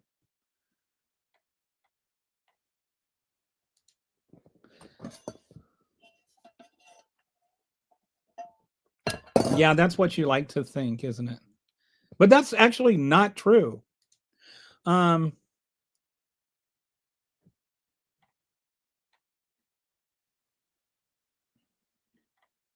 you're talking to Leonard Skinner or whatever his name is. Biden's lax border, but Biden didn't have a laxed. I don't even know what a laxed border policy is. How does one like laxed border policy in order to seem like compassionate human open the flood? That's just like all of that is nonsense.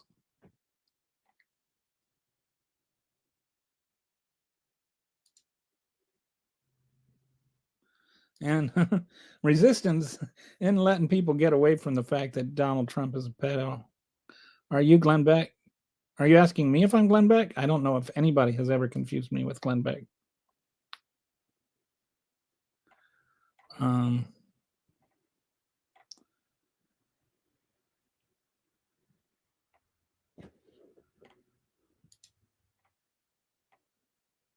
They just won the majority. What are you talking about?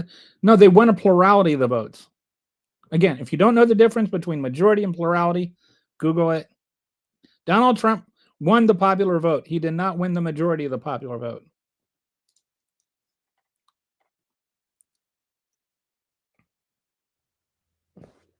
Do you know how much vegetables have went up since they deported all the workers?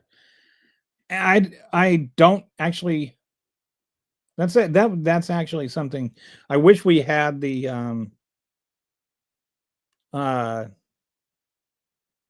data on that, because I think that's where it's going to be interesting. We've had our first harvest season that's going to be impacted by that. But based on my trips to the grocery store, I think some things have gone up a lot.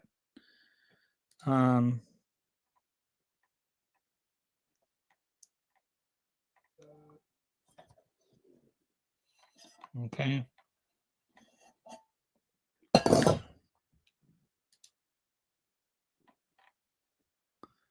many illegals are here then? Well, I think most studies show it's around 10 or 11 million that are people that are here illegally. And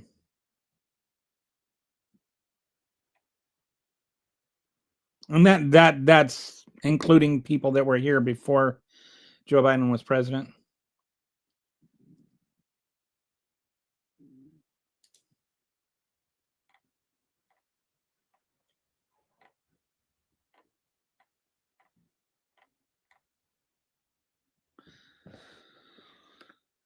I don't know what new classification system you're talking about. That's nonsense. Anyway, I don't know why you're so obsessed with trans people existing. Like, why does it matter to you? Like, what does it matter to you if a man, if a trans woman exists and gets to live her life as a woman? Why does that matter to you? Why is this something you obsess over? It's kind of weird that you want to spend that much time and energy obsessing over how another human being lives their life that has zero impact on you.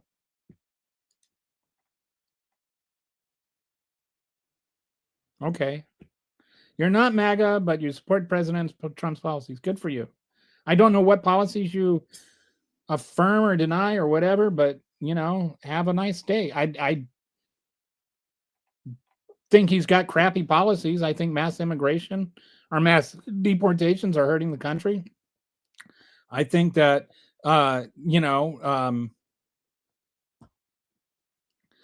what he sent to Europe, I don't know if you saw that. Personally, I think fascism is bad. You like fascism?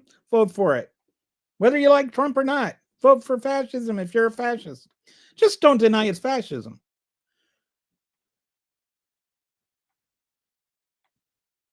Okay.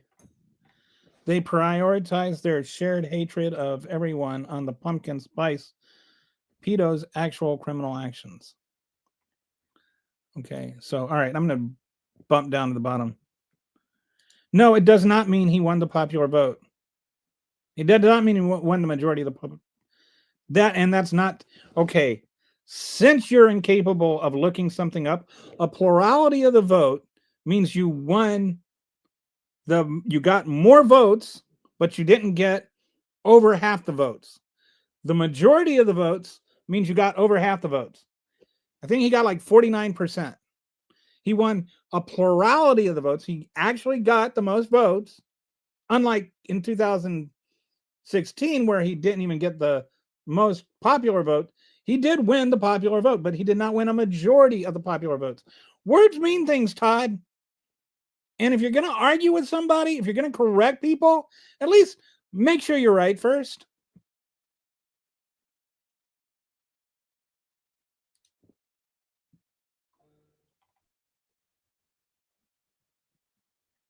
Affordability was it a Democratic hoax? See, okay, so now it's a Democratic hoax. But when things were cheaper under Biden than they are right now, which they are, because inflation, prices are higher right now than they were under Biden. But now affordability is a hoax. But when Trump was running on affordability, it wasn't a hoax. Do you want to tell me how things got more affordable by getting more expensive?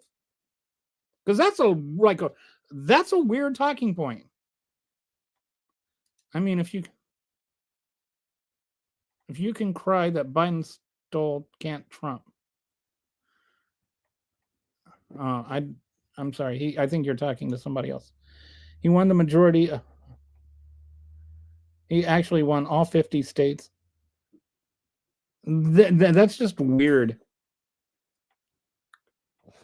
He did not win all 50 states. Lie. Somebody is doesn't want to hear the truth. All we can do is give pure. I don't care what pure research says. Whoever is pure research, but most people say 11 million, which has actually gone down because of the mass deportations.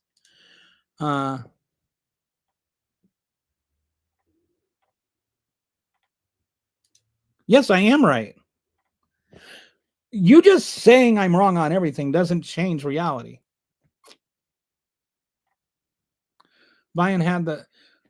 There was inflation under Biden. That does not mean Biden caused the inflation. The number one driver of inflation under Biden was the supply chain disruptions that happened as a result of COVID. So if you want to blame Biden for inflation because of COVID, then it's fair to blame the jobs lost under Trump because of COVID. Why is it that MAGAs want to blame Biden for things that happened because of COVID, but give Trump a pass for things that happened because of COVID? Biden did not cause inflation. He just happened to be president while there was inflation.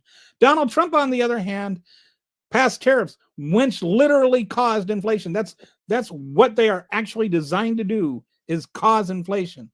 But you're okay with that. Have a nice day. Thanks for joining. I probably got to run too. At least I've got to pee. I just find it funny how they calculate it. Find what funny, who calculates what.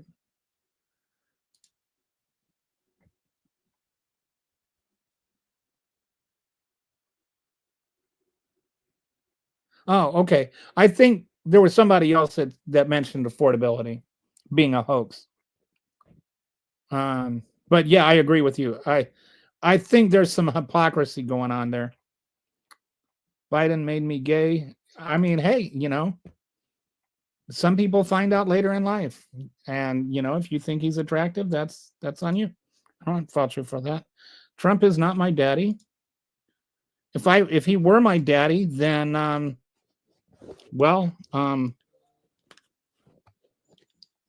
he would have disowned me because I joined the military. Okay, they definitely can't get an accurate number. I mean, it's not like there's an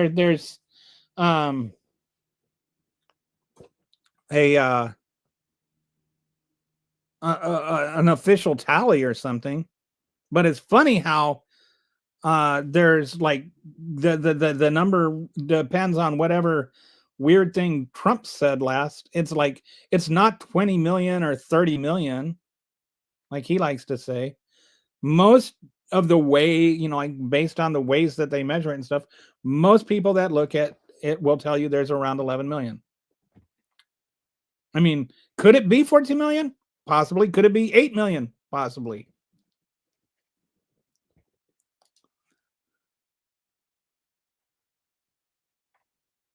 I don't even know what that means. Biden won in 2020. The reason I think that Trump won, or that he won in 2020, is there were just a lot less voters. And I think there were a lot less voters because a lot of the states didn't have the same voting laws in 2020 as in 2024. They just made it harder to vote. And that's why we had fewer voters. That's why the states he won in 2016 and lost in 2020, he won again in 2024.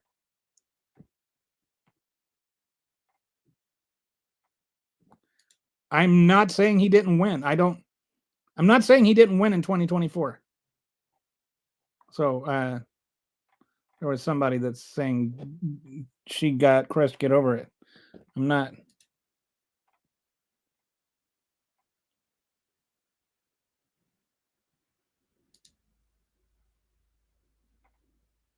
Yeah, I think that's what I think you're talking to the guy that said he doesn't like to be in a bubble. I think he just likes to come in and yell things so that, he can act like he owned me or something. But he doesn't actually have any. Biden said he could cure cancer. I don't think he said he could cure cancer, honestly. I think, if I remember right, that in 2020, Donald Trump said he had the cure to cancer, but he wouldn't let people know what it was unless he won. And so apparently we're never going to know the cure to cancer because Joe Biden won.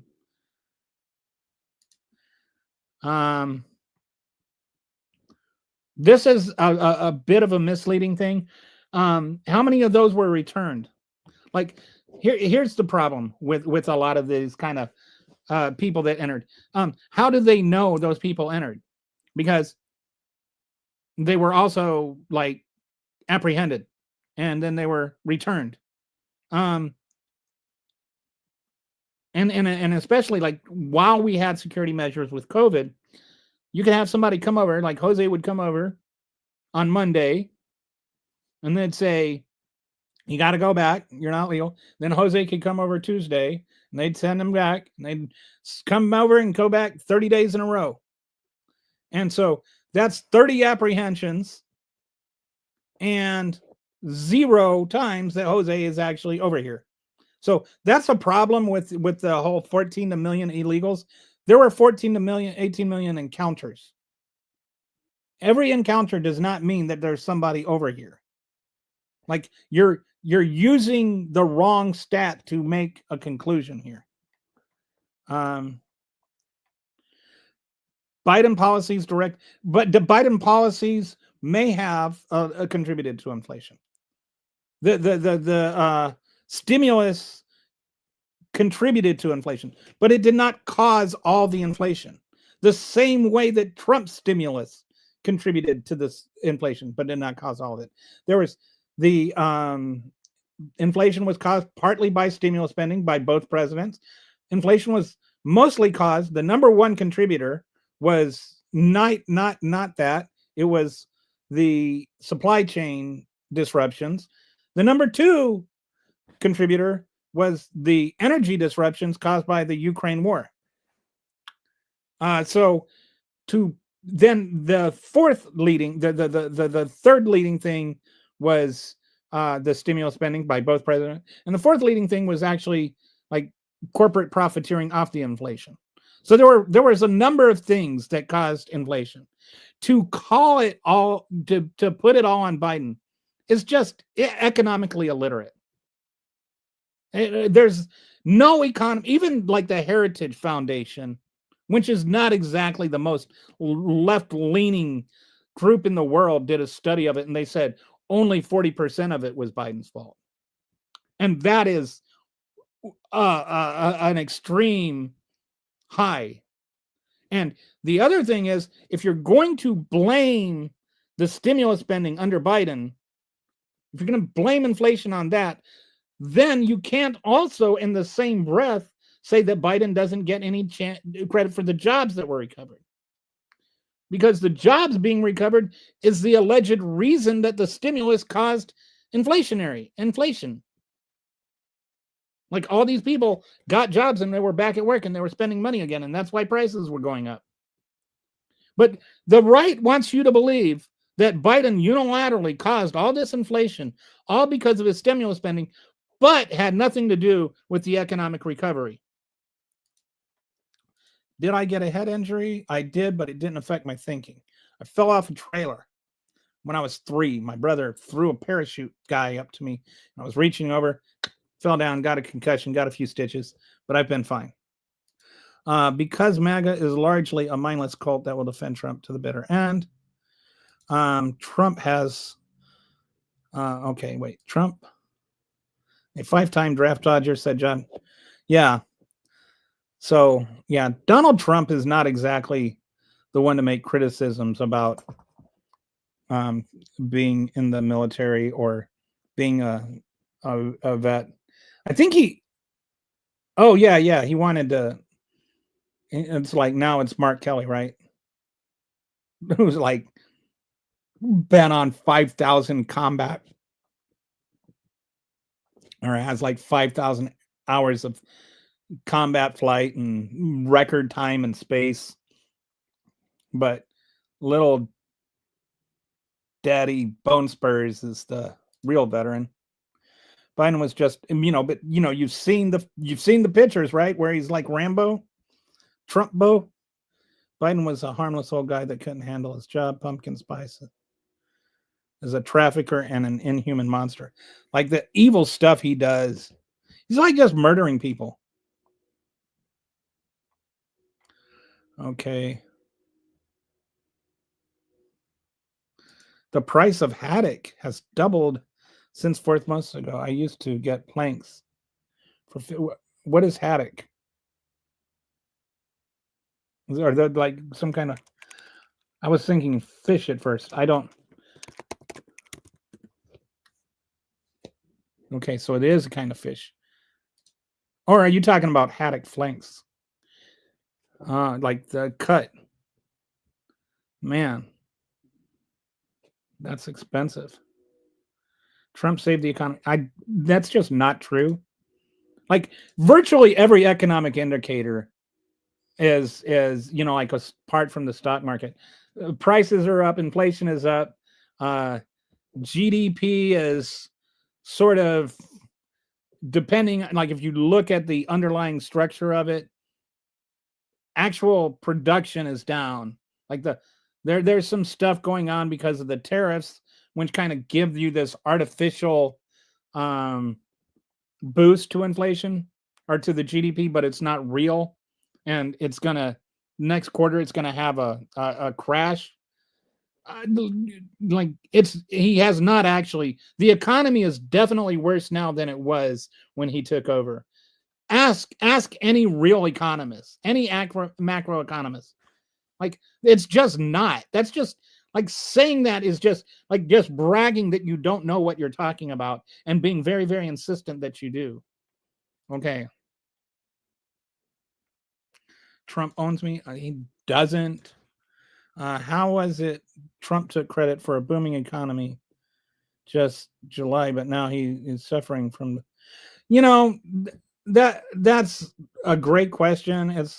And that it's also a hoax, but it's not a hoax. And it's Biden's inflation, but it's not, affordability is a hoax. And, like, and it's like the MAGA ability to keep two conflicting thoughts in their head at the same time is really remarkable. Like we talk about cognitive dissonance, and cognitive dissonance is actually supposed to be the discomfort when that happens, like when something comes along that conflicts with your existing ideology, and so you like there's a discomfort, a mental discomfort that comes from that. That's what cognitive dissonance is.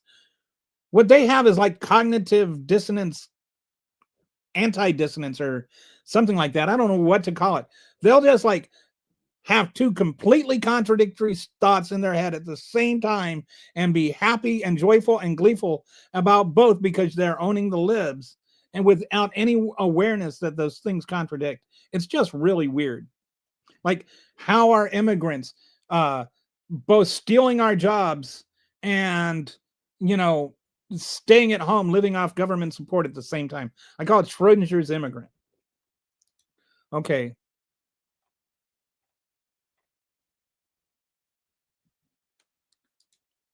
Trump devotion syndrome. There you go.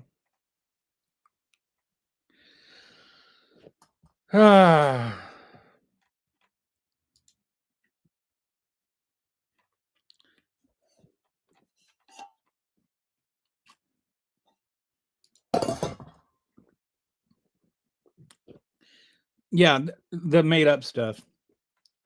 Trump did not lose. Trump lost in 2020, and Biden did get 81 million votes. Like, laughy faces don't mean that 81 million people didn't vote for him.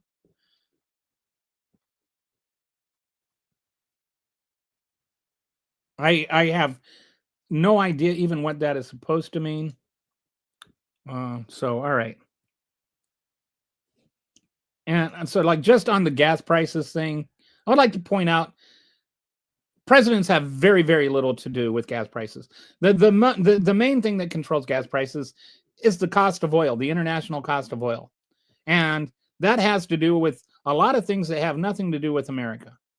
There are certain things that a president can do for if gas prices are high in America, namely release the Federal Oil Reserve, which Biden got criticized for doing, when that's the whole reason it exists. Like, we have a Federal Reserve or oil reserve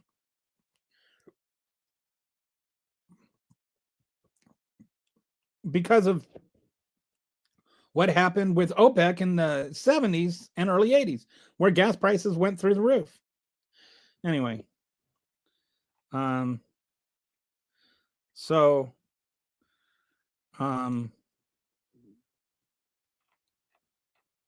anyway, we're at 4 hours now, which means I have not peed in 4 hours. So sorry to be so direct. I have to go. And when I say I have to go, I mean I really have to go. So thanks everybody for joining. Hope you have a wonderful day. And whether you're a MAGA or you're not, thanks for your comments because you help keep the show going and lively. Bye.